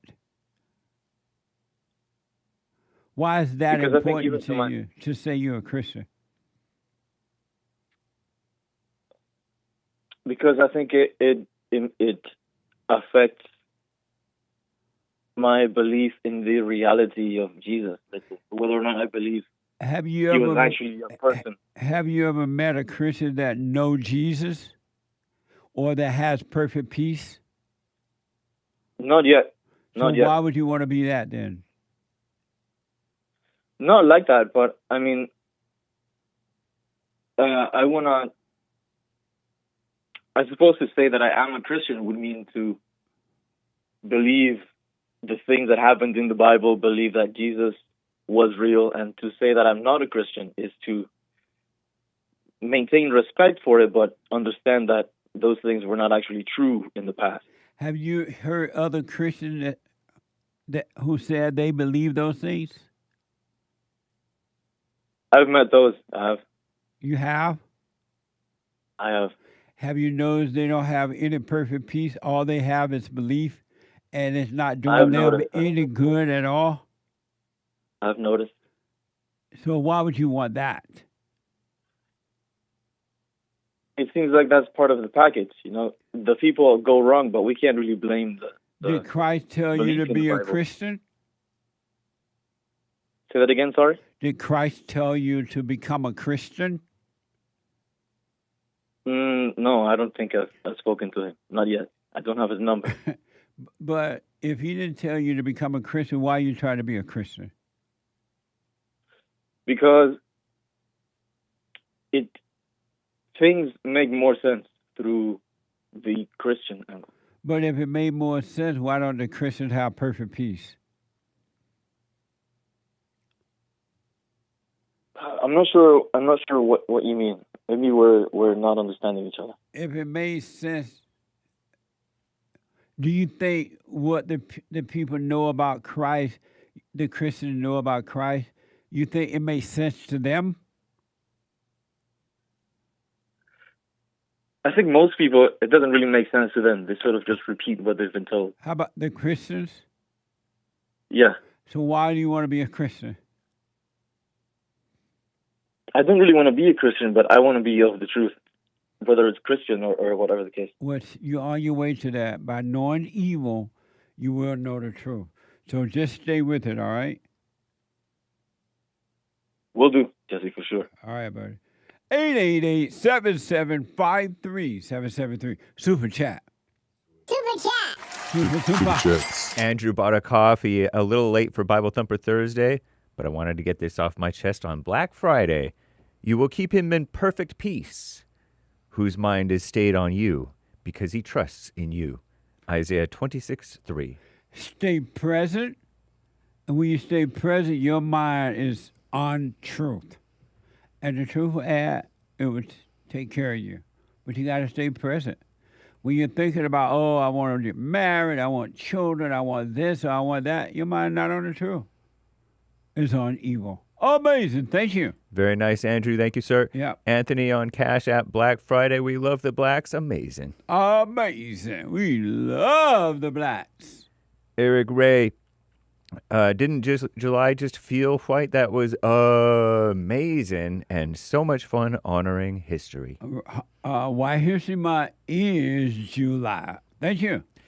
Eric, again, the not you and not me. This is on Buy Me a Coffee, 5 coffees. Made a demon baby, the not I. Not you and not me made a not I. Pure evil, straight out of the deepest, darkest depths of hell. Amazing. Thank you. Renescio bought a coffee. Jesse, you are 100% right about watching people with their anger. Yet you're saying we shouldn't help them, even if it's done little by little? What if they just had a baby? Won't somebody think of the children? It's all about the children. You can't help anyone. Don't even try. Amazing. Thank you.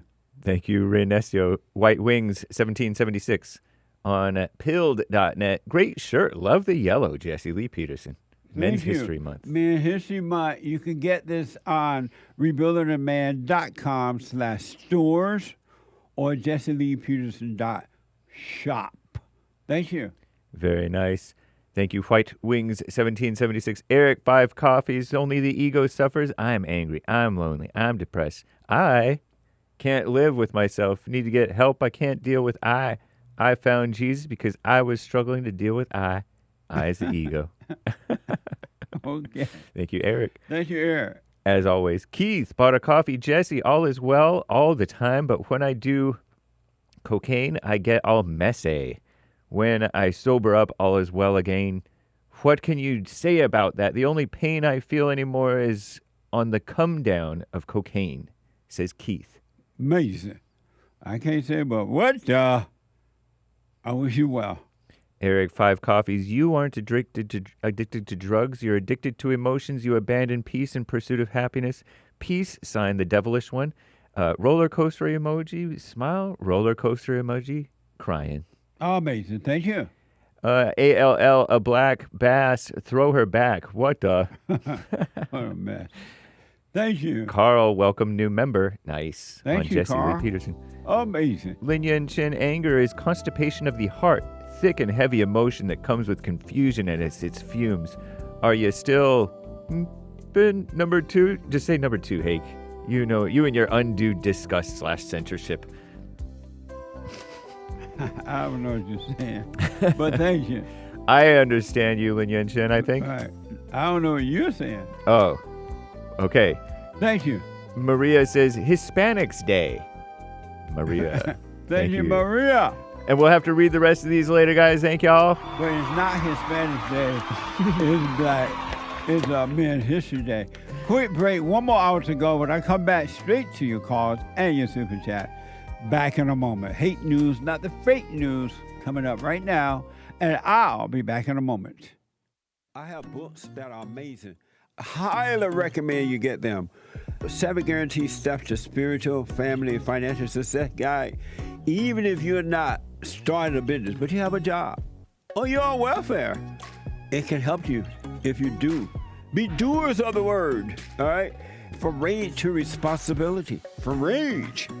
That's what I write about in the first chapter, especially how I overcame. Scam. How the black leadership exploits black Americans. They're using them, and blacks are too willing to be used. And then my last book, The Antidote, Healing America from the Poison of Hate, Blame, and Victimhood. They are all amazing books, and they are helpful. Go to rebuildingaman.com if you want an autographed copy, or call 800-411-2663.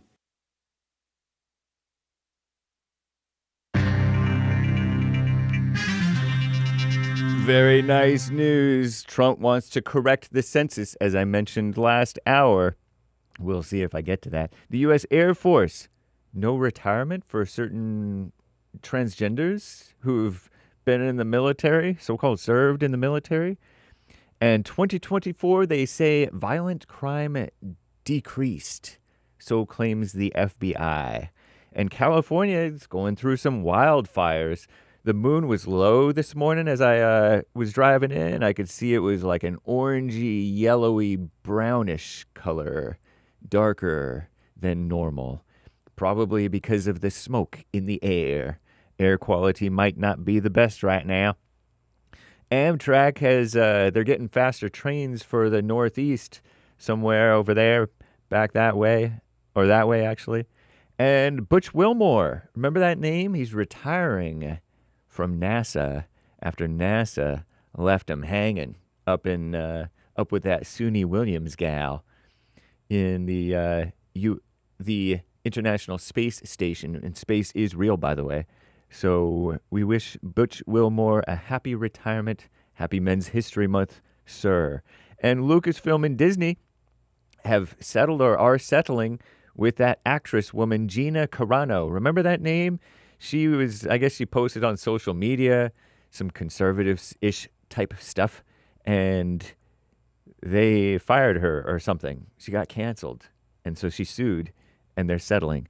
Dunkin', as in Dunkin', formerly known as Dunkin' Donuts, has a rum-based drink that Commie Nonsense Network is promoting. And now I'm not intending to promote nor oppose. And a motorist went 199 miles an hour on the Autobahn. Reminds me of Smokey and the Bandit. And an Oregon farmer is losing like $250,000+, he claims, because for want of SoCal illegals. Because Southern California illegals are scared, I guess, to go up to Oregon and do their seasonal work, picking cherries in Oregon.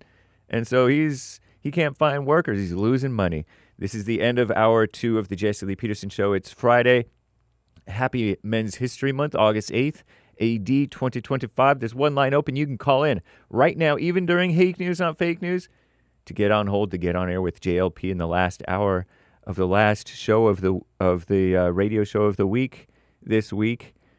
But it is Hake News, Not Fake News. Commie Nonsense Network, CNN reports President Donald J. Trump calling for big changes to the U.S. Census in a post on his social media site. Our greatest President Trump, Truth Social, says he's ordered the Commerce Department to begin work on a new and highly accurate, all caps, census. The president said the new census will be based on modern-day facts and figures, and importantly, using the results and information gained from the presidential election of 2024.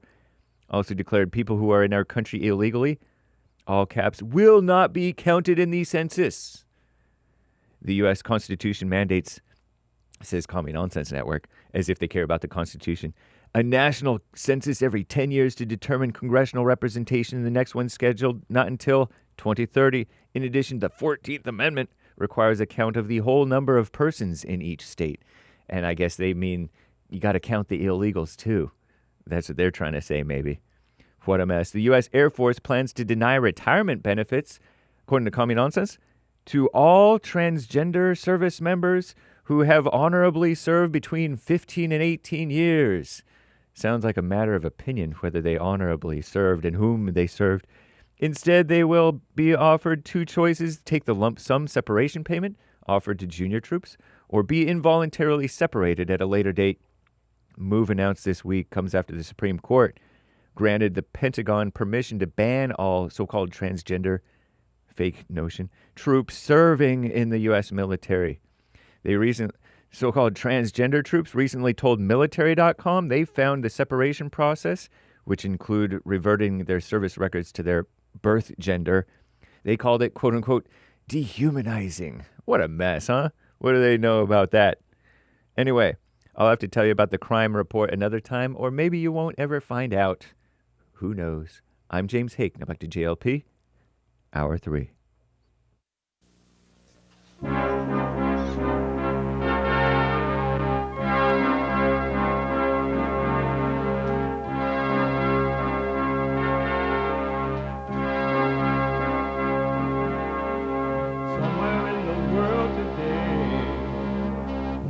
got to stand up strong.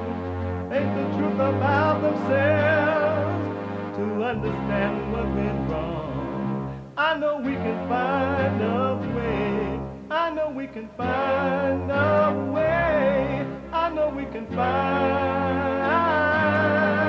a way to stand up, stand up, stand up.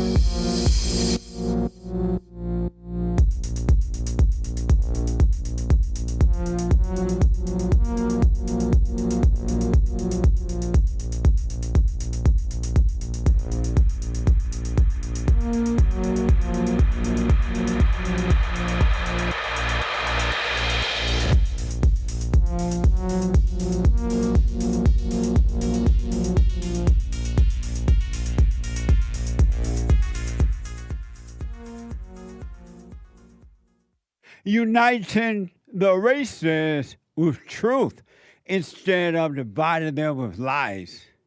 We're also rebuilding the family by rebuilding the man. I am Jesse Lee Peterson. Welcome to the third hour of the show. It's amazing. You can get involved by calling 888-77-53-773. 888-77-JESSE. And my biblical question, is there anyone smarter than you? Is there anyone smarter than you? What an amazing question. We have every way that you can watch and support the show listed on jesseleepeterson.com/show, jesseleepeterson.com/show. And if you're out and about doing whatever it is you're doing, it doesn't matter what you look like you're doing, but you're doing what you're doing. You can podcast and watch the show by calling the listen line at TalkStream Live at 605-615-4131, 605-615-4131. And to donate and have your comments read out loud, go to buymeacoffee.com/JLP Talk, buymeacoffee.com/JLP Talk, or Bond, JLP Cash App. Bond, JLP Cash App. It's Friday. It's Open Line Friday /Black Friday. That was then, and this is now. I love the blacks. You do make disparaging remarks towards black people. He black. I want to make sure we agree on that first. No, we disagree. Hold on. I want to ask. Well, and the things that you do, I just like I say, I want to hate you, but something won't let me. Hey, what? What's wrong with the blacks? First you love me, then you hate me. That's a game for a fool. Break up to make up. That's all we do. I want to know, really, from y'all. It's Friday. It's Open Line Friday. It's Get It Off Your Chest Friday. Couple things I want to know from you. What do you think about these videos? Really, I want your feedback, if you don't mind. I hope you don't mind. You look like a friend of mine. I want to know. This is from Fox 26. Houston. There's an investigation underway against a Harris County Precinct 1 deputy after a video showed her pulling a gun during a family-related incident. So according to this report, she pulled the gun during a family-related incident. Allegedly, her sister's boyfriend took her phone following an argument, and they're saying this is why this police lady pulled the gun. Watch this from X. Brenda, so you gonna play with me? Give me the motherfucking phone right there. Put it in my motherfucking hand. Here, man. So you gonna shoot me over there? Over your sister hitting me in my face? Blame me. You sorry? I can't wait till they lock your ass up in October. I ain't even know y'all already planned it. Y'all already set it up. Yes. I already know. I promise you. That's fine, but you don't know what I can do. You don't know what I can do to your sister too. Your sister stabbed me. I ain't okay, so well. She should have made sure the shit up. So you sure you want a female to have a gun? Is you sure you want a police lady with a gun?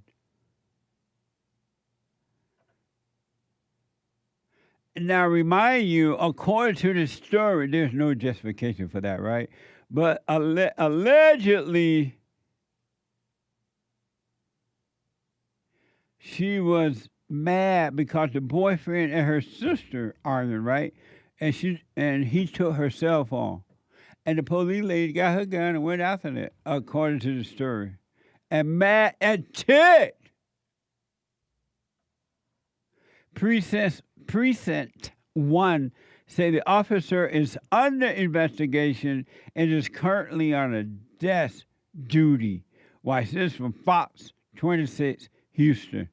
A deputy with the Precinct 1 Constable's office is under an internal affairs investigation.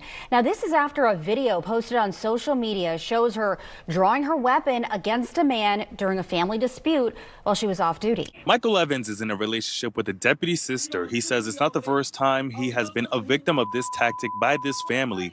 So when things were escalating, he called his cousin Keisha, who immediately told him to end the video call and start recording. I told him to record it, but at that time, she was already chasing him with the window down with a gun out the window. So it wasn't she just was chasing behind him. She literally followed him, went in circles until he just pulled over. Fox 26 reached out to Precinct 1 for a statement on this incident, and they said, quote, "What we understand at this point is that this was a family dispute that involved our off-duty deputy. She has been reassigned to desk duty pending the outcome of an internal affairs investigation. The public can be assured that an investigation is underway, and we will be transparent with the outcome." But what the? If this is true, you still want the female lady to have a gun? And is this a beta moment? Really, I want to know. This is, I have not seen this. My producer told me about this one. During his Pro Football Hall of Fame speech, some guy by the name of Jared Allen, and Jared, according to this report is a former Vikings superstar, they say, with quotes. I'm done with quotes. Became emotional while sharing a heartfelt message for his wife. Watch this from X. And to my wife, I'm reminded of what Tom Lanphier said when we were going through our premarital counseling. He said the two most important decisions you'll make in life is one, whether you follow Jesus or not, and two is who you marry. Because there's only two types of people. There's boat anchors who drag you down, and there's people who elevate you. And you are a true game elevator. You're one of the smartest people I know. I am in awe of you every single day, and I love you more than life itself.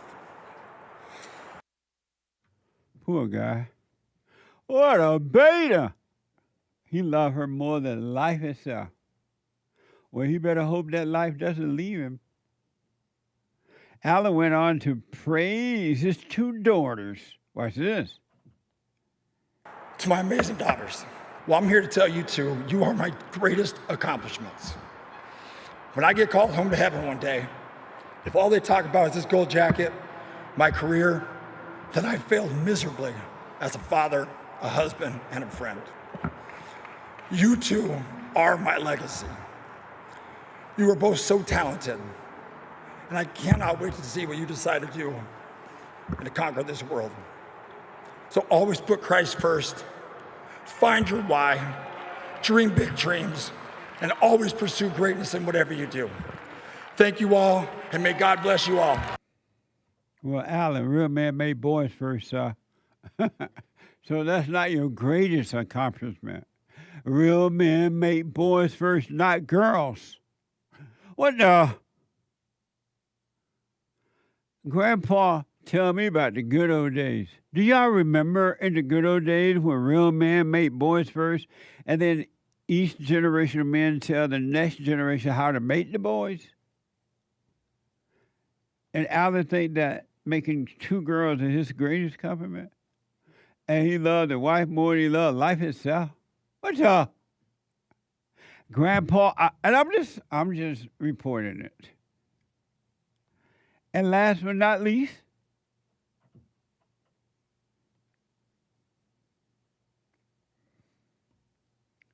according to this report, I have not seen it. My producer told me about it. And y'all know real man made boyfriend. Look at all these men who are making girls nowadays. Beta men making beta girls. Why can't men make boys first anymore?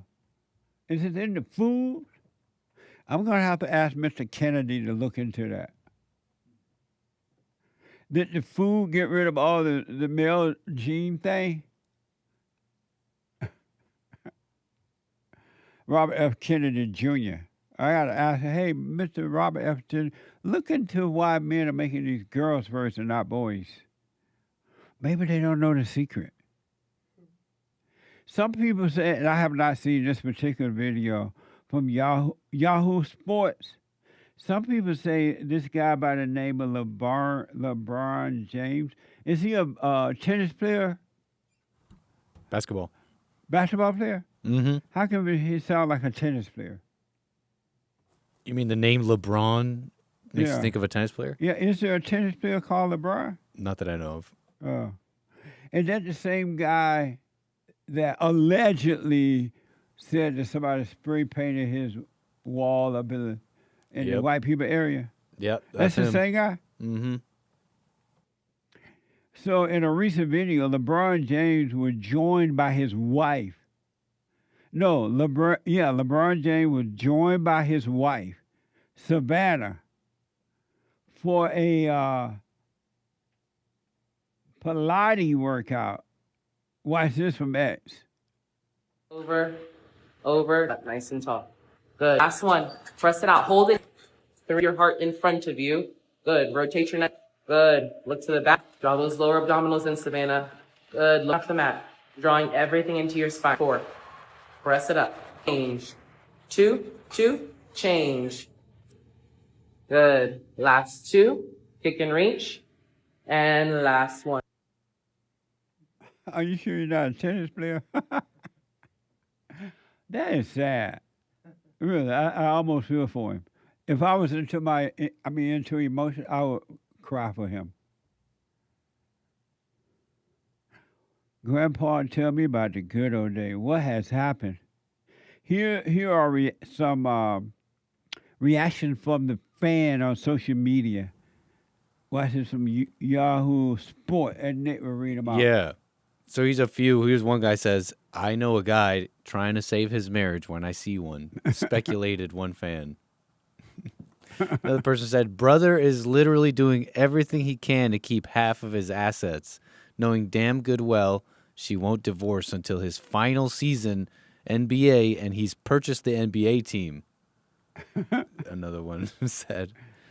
And the last one here reads, a fan addressed the benefits of the workout and said, This kind of work hella contributes to Braun's longevity. Pilates is a great workout.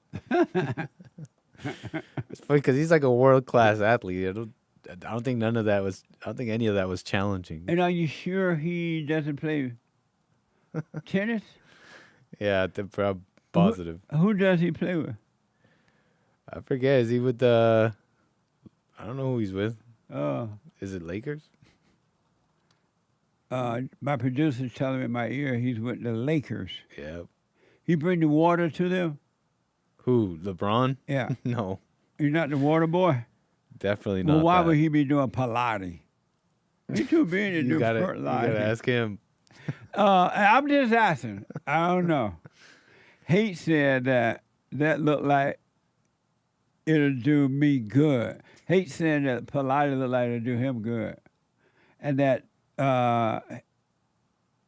this guy, are you saying that guy's 40? Hake. He said LeBron James is 40 years old.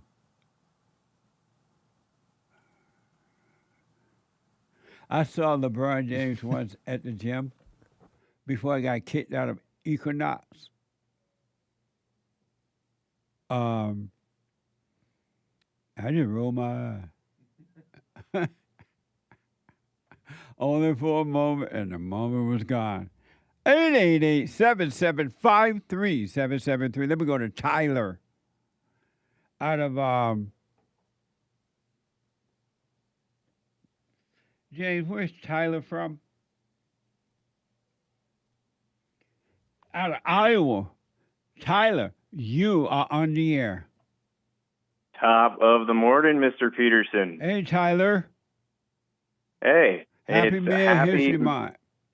Happy Men's History Month to you. Happy Black Friday. Thank you. Amazing.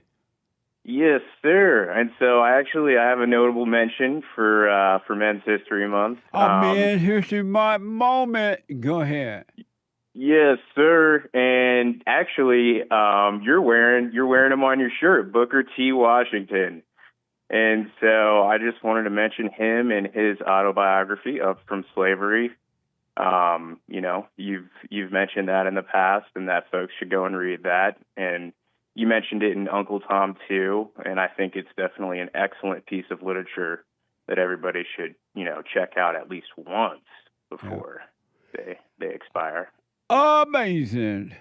An amazing history, Men's History Month.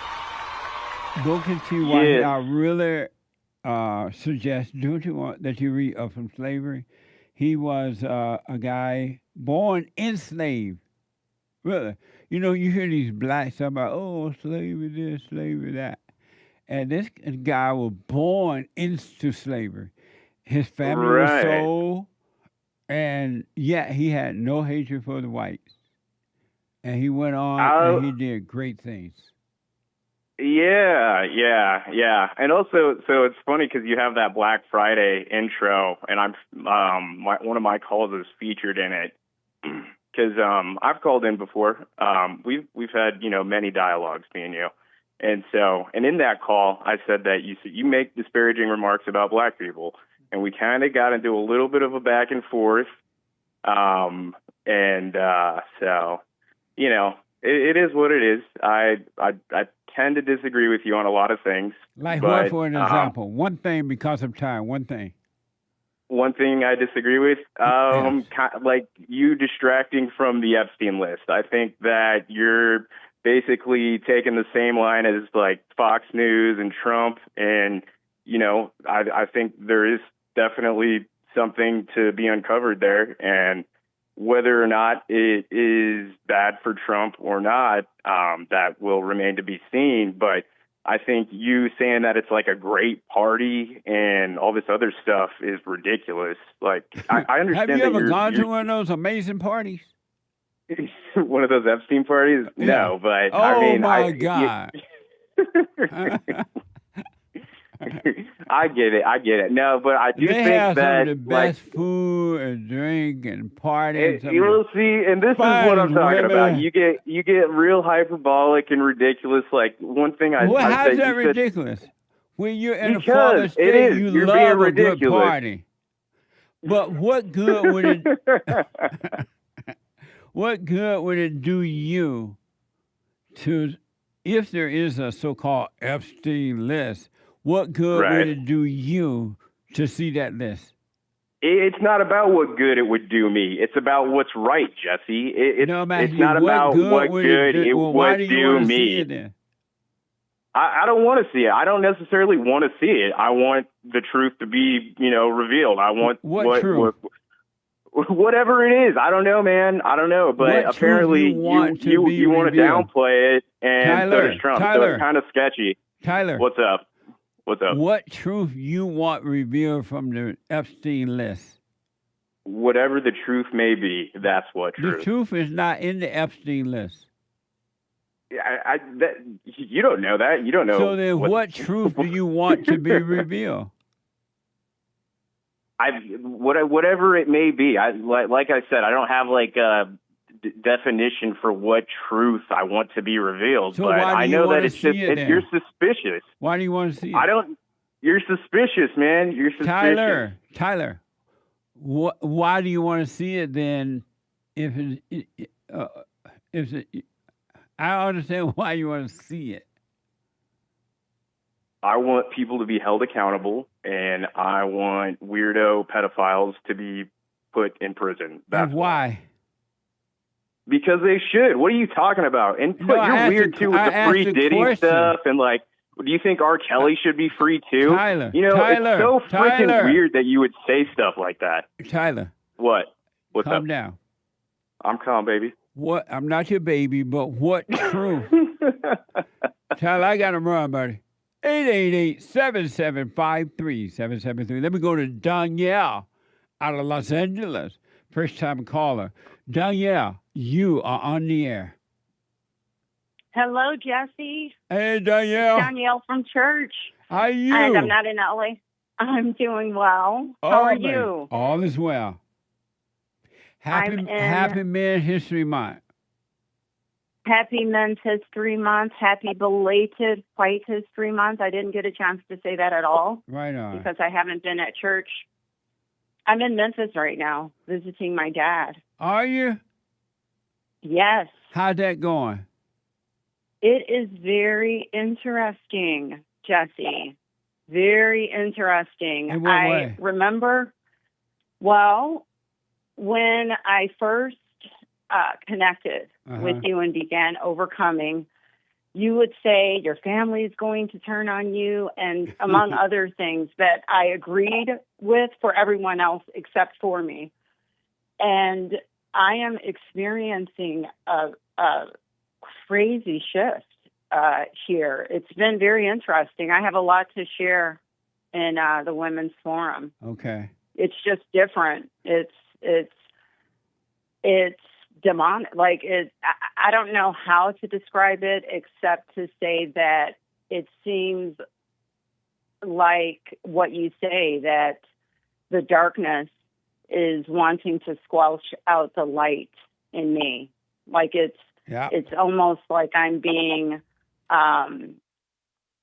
it's like I'm being pursued by the enemy, just instigating. In your own family? Little thing.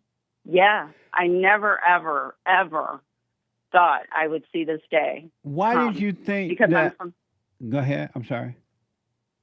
No, I was just going to say I'm from such a close-knit family, so it's been kind of frightening. Like I was kind of shaking in my boots the first couple of days, I have to say. What a mess! It is. I'm like, oh my gosh, I feel so unsafe. And these are the people who I've been around for my entire life. What's happening? Why did you think they would not turn on you? I just didn't believe. I knew that what you were saying was true, Jesse, but honestly, in the back of my mind, I just thought I would be the exception to the rule. for some reason.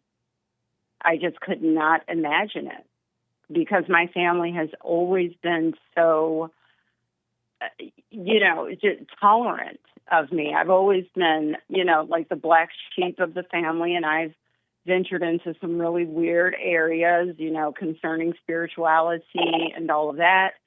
And they've always just, gone along with it and have been pretty cool about it. But, so I just didn't see this coming. I really didn't. Well, Christ made it clear that your family would turn on you. He said, I came not to unite, but to divide. And fathers from sons, daughters from mothers, in-laws from in-laws, all kind of mess. And so if Christ said it, why did you... I'm repeating the question you've already said. You just didn't imagine, but if Christ said it, look like that. I mean, before you were able to see it for yourself, that alone should have let you know that they will turn on you. There's no such thing as a family that will not turn on you. Yeah, I'm familiar with that scripture too. However, there aren't any pastors who are disseminating that message the way you are regarding that part of it. I mean, it almost seems like, okay, that happened to those people back then, but that doesn't apply present day to us on a whole. I've never heard anyone say your actual family today, modern day, is going to turn on you. Whenever I've heard that scripture preached from the pulpit, that connection has never been made. So I never knew that. What do they make that connection with? They don't make it with anything. They just talk. Just talk. I mean, you know how the traditional Christian churches. Yeah. The same reason I believed in the Trinity. The same reason I once believed Jesus is God. It's just people up there talking, but not diving deep into what these scriptures really, truly mean because they don't know. Right. Yeah, the traditional Christianity is flawed in that way, which is why, I have such a just keener understanding of what it means when the scripture says that the path is narrow. It's more narrow than I imagined. I mean, I feel 100% isolated. And in fact, I got on a call yesterday with some of the women of Bond because I'm like, what? Who do I call? Like, I wanted to pick up the phone and call someone, but I'm like, if I call anyone who is not overcoming, it's just going to be more of what I'm getting. It's like I'm going to the devil to share, my plight, so to speak. So yeah, it's been real. It's getting real. That's for sure. What you going to do now that you're starting to see that your family will turn on you, and they are turning? Well, what would you do now? What will you do now? I'm going to continue to do the work. I'm going to continue to stay present, to do the silent prayer, and do what's right in front of me. I don't have any concerns about it. You said it, and it happened. Much of what you've said, a lot is still unfolding for me, but I've lived what you say. I've lived it at some point with a myriad of things, and this is just another one on the list that I can check off. Well, man, have you called before, Donyale? No, this is a first. Wow. Can you hold? Let me take a break. Absolutely. Because I know you want to respond to the biblical question. Yes. Hold on. The treasure chest is now open on DLive and scratch off on peel.net. Back in a moment.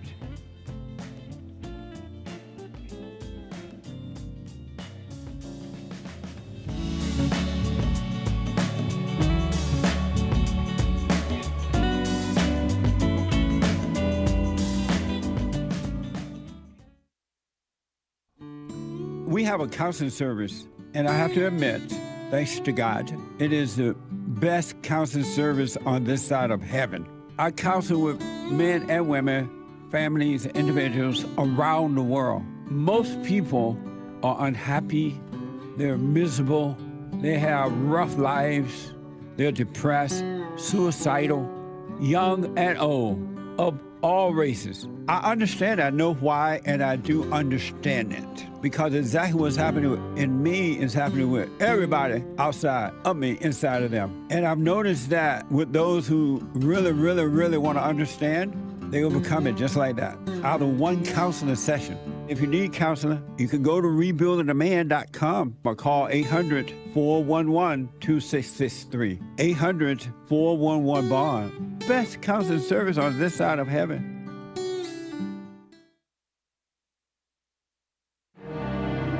We got to tell the truth, and it's the truth that changes and defeats the lie. You choose good or you choose evil. You choose good or you choose evil. It's up to you. You got to think for yourself. Think for yourself. And if you decide to go with evil, it's your fault. I want to show you what evil look like. They have nothing else to offer. So, quick announcement. Welcome back. The Hake Report is coming up. At the top of this hour, the Hake Report at 9 a.m. from 9 to 11 a.m. Pacific time. And then after the Hake Report, a brand new episode of the FallenState.tv. I had an amazing discussion with Jamie Date. And Jamie is a men's dating coach. Watch this. Next time on The Fallen State. Are you surprised that men will listen to a woman about dating? There's definitely a large group of men out there that only want advice coming from a woman. If men are hunters, what does that make women? Hunties. False. We are gatherers. We gather information about you. That's for sure. Would you ever date or marry a man that would tell you his problems? I'm dating one right now. What a beta. You wouldn't work with a man that know that there's a right way to do this? You would never come to me to begin with. I got you. The FallenState.tv at 11 a.m. on Fridays, Pacific time. And you can become a member. Support the Fallen State right there on the YouTube channel, the FallenState.tv, or locals.com, JessLeePeterson.locals.com. All right? And then after that, the American Anchor Baby. The American Anchor Baby, right after the Fallen State at 12 noon Pacific time. And he just dropped me a note. He said, dating coaches are never ugly. Have you ever had a dating coach? No, I've never had a dating coach. Oh, but I notice I wonder, it's like, I wonder if I trust a dating coach more if they were ugly, you know? These dating coaches always, they're never ugly. I never noticed that. I've never found one that's ugly. You know, amazing. You know what I'm getting at? Yeah, I guess. And then fellowship on Sunday. Church on Sunday at 11 a.m. Doors open at 10:30. All are invited. Go to rebuildingtheman.com/fellowship church. rebuildingtheman.com/church, or and that's it. So my producer's telling me men need dating coaches. So Derek, you need a dating coach? And he be like, well, he said, oh yes. What a dating coach going to tell you about dating? Danielle is first time caller out of L.A. and a fellowship church member, member of bond. Danielle, so did your father turn on you or someone else in the family? My dad. Your father? People. My own dad. Well, I'm going to give you an example, a real quick example of just one of the ways that. I'll just give you an example. We're sitting up in his loft talking, And I said something about food or something like that because my diet is very, just different from his. And he goes, Donyale, you're weird. And I said, really? And he said, you are so weird. But it's no wonder. It's no wonder because you're a Trump supporter. So the whole visit has been surrounding me and Trump. Wow. It's a new thing. And it's so weird because I was a Trump supporter. I've been a Trump supporter since before he even ran for office. I've always loved President Trump. I followed, Apprentice, all of that. I voted for him in 2016. I've seen my dad multiple times since. But this visit is surrounding my relationship with politics. It's all about that. So why don't you just leave and go back home? I contemplated that. I did, but I thought I need to sit in this hell. I need to just sit in the hell. I leave on the 18th. I need to just face it and watch myself through it all. I actually was going to do that. But then I felt like I might be missing out on my own, Right. growth with God. So for those who don't know, Donyale loved her daddy. I mean, her dad was just everything. And you and I had a discussion, one of the fellowship about family, right? Family loving one another. And you were disagreeing with me about what I was telling you wasn't true. I think I remember something like that. You're correct. I mean, I was actually angry about the mother thing. I mean, I accepted it. I did. I knew you were right, Jesse, but I was angry about that. Like for a while. I just felt like for some reason I was special and an exception to all these things. It's so weird and such a trick. Well, thank God you can see it now. Don't get angry. Your father and your family cannot help themselves. They are asleep. So don't speak up, but don't be angry.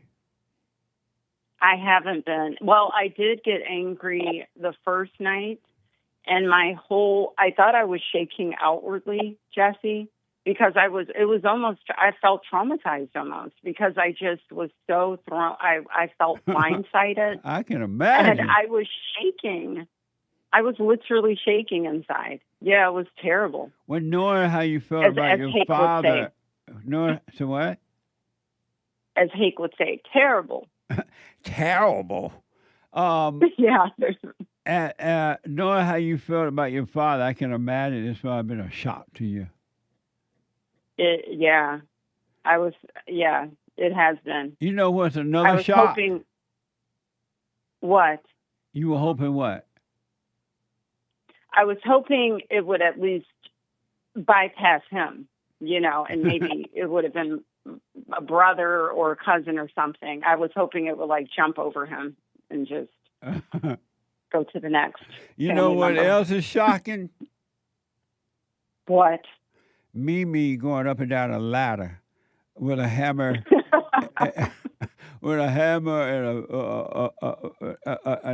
and a nail built around her waist to nail on a roof on a house. Mimi has a plan. Now, she's a smart woman. She's got a plan, Jesse. Evidently. You'll see. Can you see Mimi in a hard hat? Absolutely not. She's way too fabulous to be in a hard hat. But she's going to have to wear that hat up on that roof to build her house. I believe she has a plan, and she may take another avenue that doesn't require her to have a hard hat. Oh. Maybe she'll be the person who delegates that to the guys or something. Oh. As Alan Jackson said, there's nothing wrong with a hard hat and a hammer.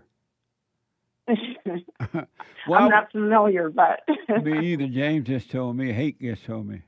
But I wish you well going through this. This is good for you. it's time that you see the reality of that evil is in all people and doesn't miss anyone, and only a few will overcome it. But it's in all people. And your real family, true family, is not your blood, flesh and blood family, but those who have truly, not some Christian talking about they know Jesus, but those who have truly returned to the Father. Yeah. Yeah, I get that. I know that to be true. When you So coming back to LA? I'll be back on the 18th. Oh, okay. So I will be, if God is willing and the creek doesn't rise, like you said, like you like to say, I'll it's be not doesn't rise. Don't rise. Oh, okay. You're trying to be all white. If the creek doesn't rise. Oh gosh. I real quick though too, I appreciate what Adrian said about the white thing. She called in to the show and she was talking about how it's about culture and growing up. It's not like you're wanting to be white when you're black and you grew up around this. It's just that's the culture that you're familiar with. All right. So it's not a thing but anyway, I digress. Let me answer this biblical question so that you can move on to another call. Is there anyone smarter than you? No, and I'm not smarter than anyone. Amazing. Well, I'll put my little 2 cents on Sunday. Thank you for that. Yeah, I thought I was so smart before I began overcoming, Jesse, with my little college degree and all. Yeah. And I realized when I reflect back, I'm embarrassed at some of the things I would do and say and my so-called smartness. So, I was actually super dumb. And I'm very much looking forward to your response on that.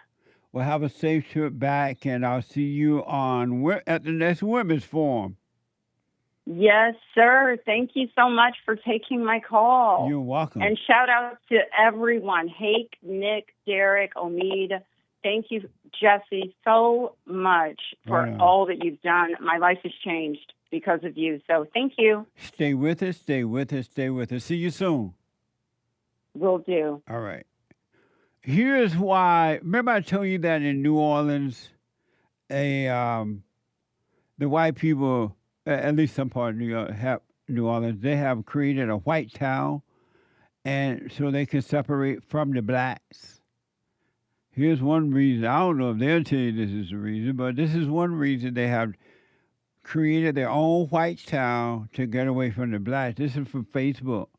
A New Orleans venue is facing backlash after a viral video shows 2 white men confronting and fighting with a local black brass band. Watch this from X.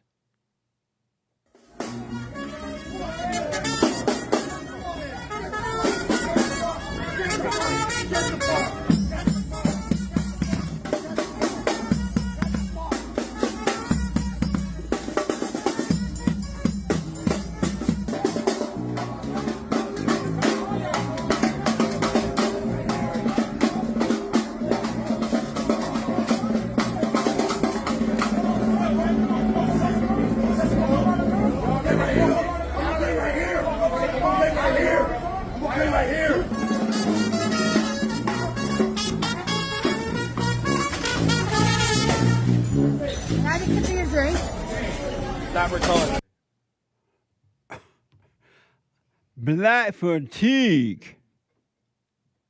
I'm just tired of fighting with the blacks. So what will happen is the venue claimed the band was trying to poach. What does that mean, poach? Poaching is like hunting, but it's also kind of like illegal hunting, kind of, right? They were trying to hunt their audience. They were stealing audience. The blacks were. Yeah. Stealing again. And so they were trying to poach their audience by playing outside during a booked performance. So the white people, according to the report, had a performance there. The blacks came over trying to steal their audience by playing in their area where they were located. And then instead, if it's true, and instead of leaving, they started to fight. Why didn't they say, you know what, yeah, you're right, we're wrong, we're out of here. If it's true, we're out of here. That's not in the blacks to do that. Not all, but most. And last but not least, I want to give you, it is Opalite Friday / Black Friday and Men's History Month. I want to give you an example of what California looked like before it became what it is now. And the one thing I want you to notice that in the good old days, women used to dress like ladies. Now women dress naked everywhere they go, no matter what. They're always showing skin. They're so insecure. They gotta always show their bodies because they are insecure. In the good old days, women were not insecure like this, and they dressed like the men dress. They dressed properly. So I want you to notice that in this video. Here's a restored footage from the 1950s of America walking down the streets in Los Angeles, California. This is so amazing. Watch this from X.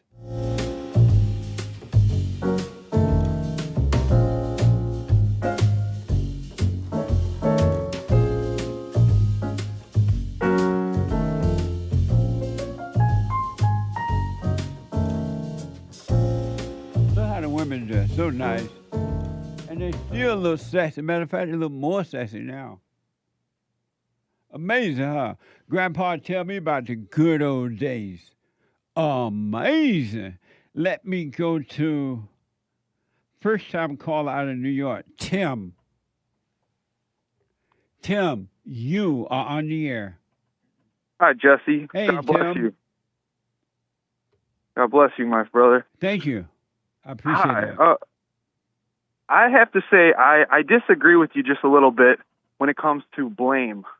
Okay, and why? I think that white people do get too much blame or misplaced blame in the modern day, but I think lack of accountability comes from not being able to blame rightfully blame certain other communities for their transgressions. Such as, I think you do blame black people now and then for misbehavior. I think there are, I think that if we could rightfully point out issues with other communities, and I think that's a form of blame, then we'd be able to come to better mediation. But how would blame solve anything? Because no one is to blame for your life, only you. And no one can stop your life, only you. How is it possible to blame someone? Well, if someone does something wrong to you and you can't point it out, then how do you ever fix that? I don't know what you mean. Well, if someone punches you in the face and you can't blame them for it, how do they get arrested? Well, if someone punches you in the face physically, that's against the physical law. So you deal with that with the physical law, but still no one is to blame for your failure in life. Mm-hmm. They're not to blame for your success or failure. You're not a victim except in your own mind. Well, if a former slave, let's say after slavery, did say, I blame my enslaver for enslaving me, I would say he is right to place blame there. And why? Because something was done wrong to him. He's rightfully pointing that out. That's, I think everything in moderation. But if those days the Arabs was buying the blacks from the other blacks in Africa and transporting them across the world, how can they blame the white man for that? Well, participation, there's some rightful blame, and then there's some rightful blame on the Arab people, which I think you're doing now. But during those days, having a slave was not an abnormal state of being. It was okay by law and everything to have a slave. So if those were the time, how can you blame the white man that somebody another blacks in Africa sold you to the Arabs? They sold you to the rest of the world. How can you blame? I think there's some blame that you should have known better, but I'm not going after specifically, white people, but I do see how they should be accountable to some respect. How? I don't think you get accountability if you don't get blame, unless they police themselves. Well, that's the key. You're supposed to police yourself. You're supposed to be a whole person and police yourself, and nothing goes wrong in your life when that happens. Yeah. Well, Jesse, for instance, for white people, when these liberal leftists in college, maybe a lot of them, Jewish or minority people who are, saying how awful white people are, if we don't blame them for what they're doing, how do we ever fix it? I don't understand what you mean. If you have these leftists in universities and many of them, you're about doing what Donald Trump is doing. You do the right thing and just work on your life, do the right thing, the hell with them. You can't fix them. You can't do anything about them, but you change the laws. You do what it takes and let them just go out of control. Well, I don't think that's totally true, because I think Donald Trump is protecting Jewish people from being accountable for what they're doing in the Middle East, and they're protecting in a lot of ways for the evil things they portray about white people. How is Donald Trump protecting somebody in the Middle East? Donald Trump is shutting down dissent about protests about Palestine. What do you mean by that? He is putting people, he is deporting people and shutting down protests about mass murders being committed in the Middle East just because they happen to be done by Jewish people. Oh, I see. So you're saying that Donald Trump is not reporting that the Palestinian elite, what do you call those people that kill their own people over there in Palestine? Hamas? That the Hamas people is killing, robbing, raping, taking the food away from the people that Israel give food, their own people. Think about this. Are you blaming them? Israel is giving food to the people that they're at war with. Are you saying Donald Trump needs to be reporting that? I think both should be reported. It should all be reported. I think that's being... So Donald Trump, because of time, you said Donald Trump needs to report more of what the Palestinian people are doing to Israel? Well, Israel is killing a lot more Palestinians. Are you saying that? Yeah, for what they do. Oh, yeah. Blame is important right where blame is due. They need to report more how the Palestinians killing their own people, and they want to kill the Jews. They want to push them into the ocean. You're right about that, Scott, but still, that's not blame. But let me it's tell you 50 this, to Tim.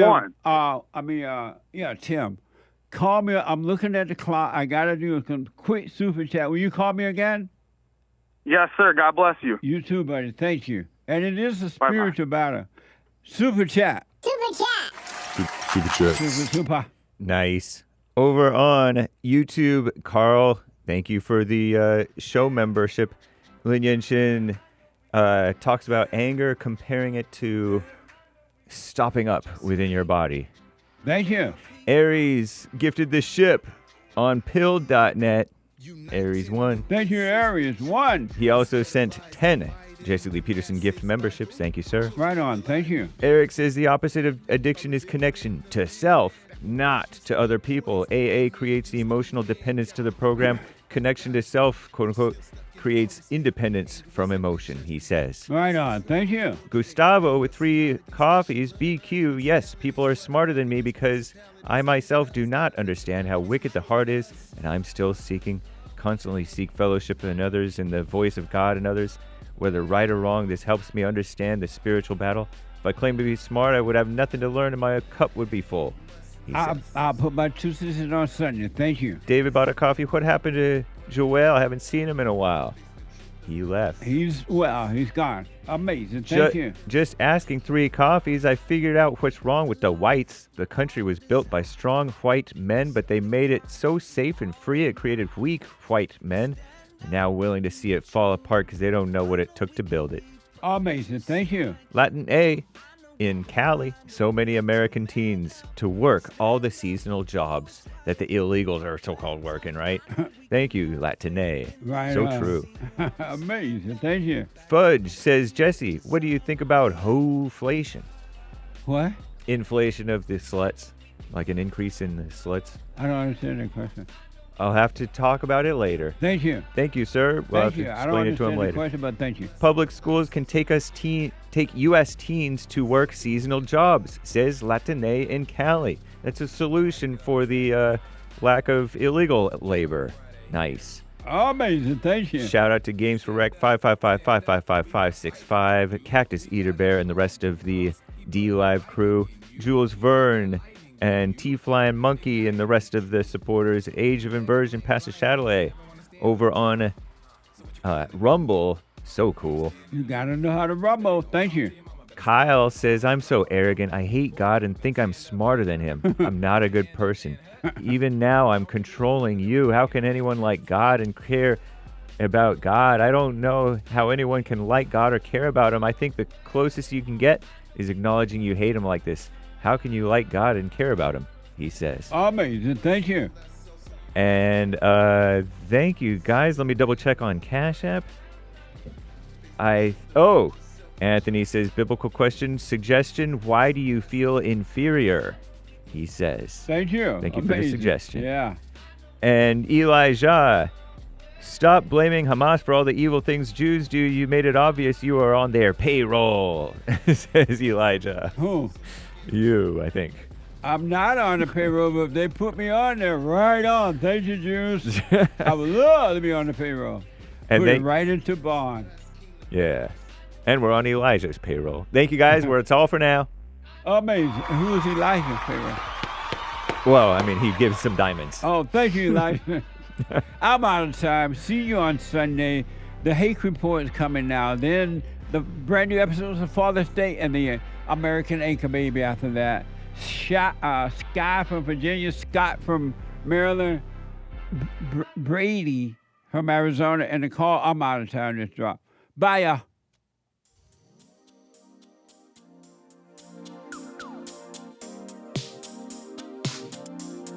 The views, information, thoughts, and opinions expressed during this show are the individual's own and do not represent the views, thoughts, and opinions of the JLP Network or Bond. Their appearance on the program does not imply an endorsement of them or any entity they represent.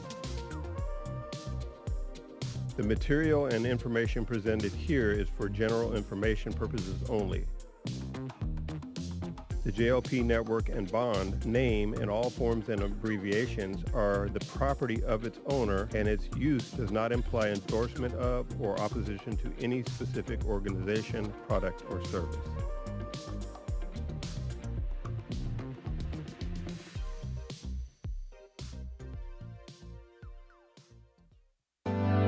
Steve, thank you for calling and thanks for holding. How have you been helped by the show? I'm going to tell you this. I believe you might go down in history as one of the greatest, if not the greatest, black man that ever lived on planet Earth, as far as I'm concerned. I don't know anybody before you that's been that great. You know, freeing the slaves is one thing, but you've been freeing people of their mind, which matters, it should be anyhow, to you more than anything else, because with the mind not being right, there ain't nothing else going to happen right anyway. If you can doubt every thought because you're not your thoughts, if you can doubt every thought, knowing that you're not your thoughts, you don't create them, they're not from God, that they're from the deceiver, the great deceiver, Satan. If you can doubt every thought, you can be free, just like that. At an instant. Bring every thought into captivity. It's so amazing.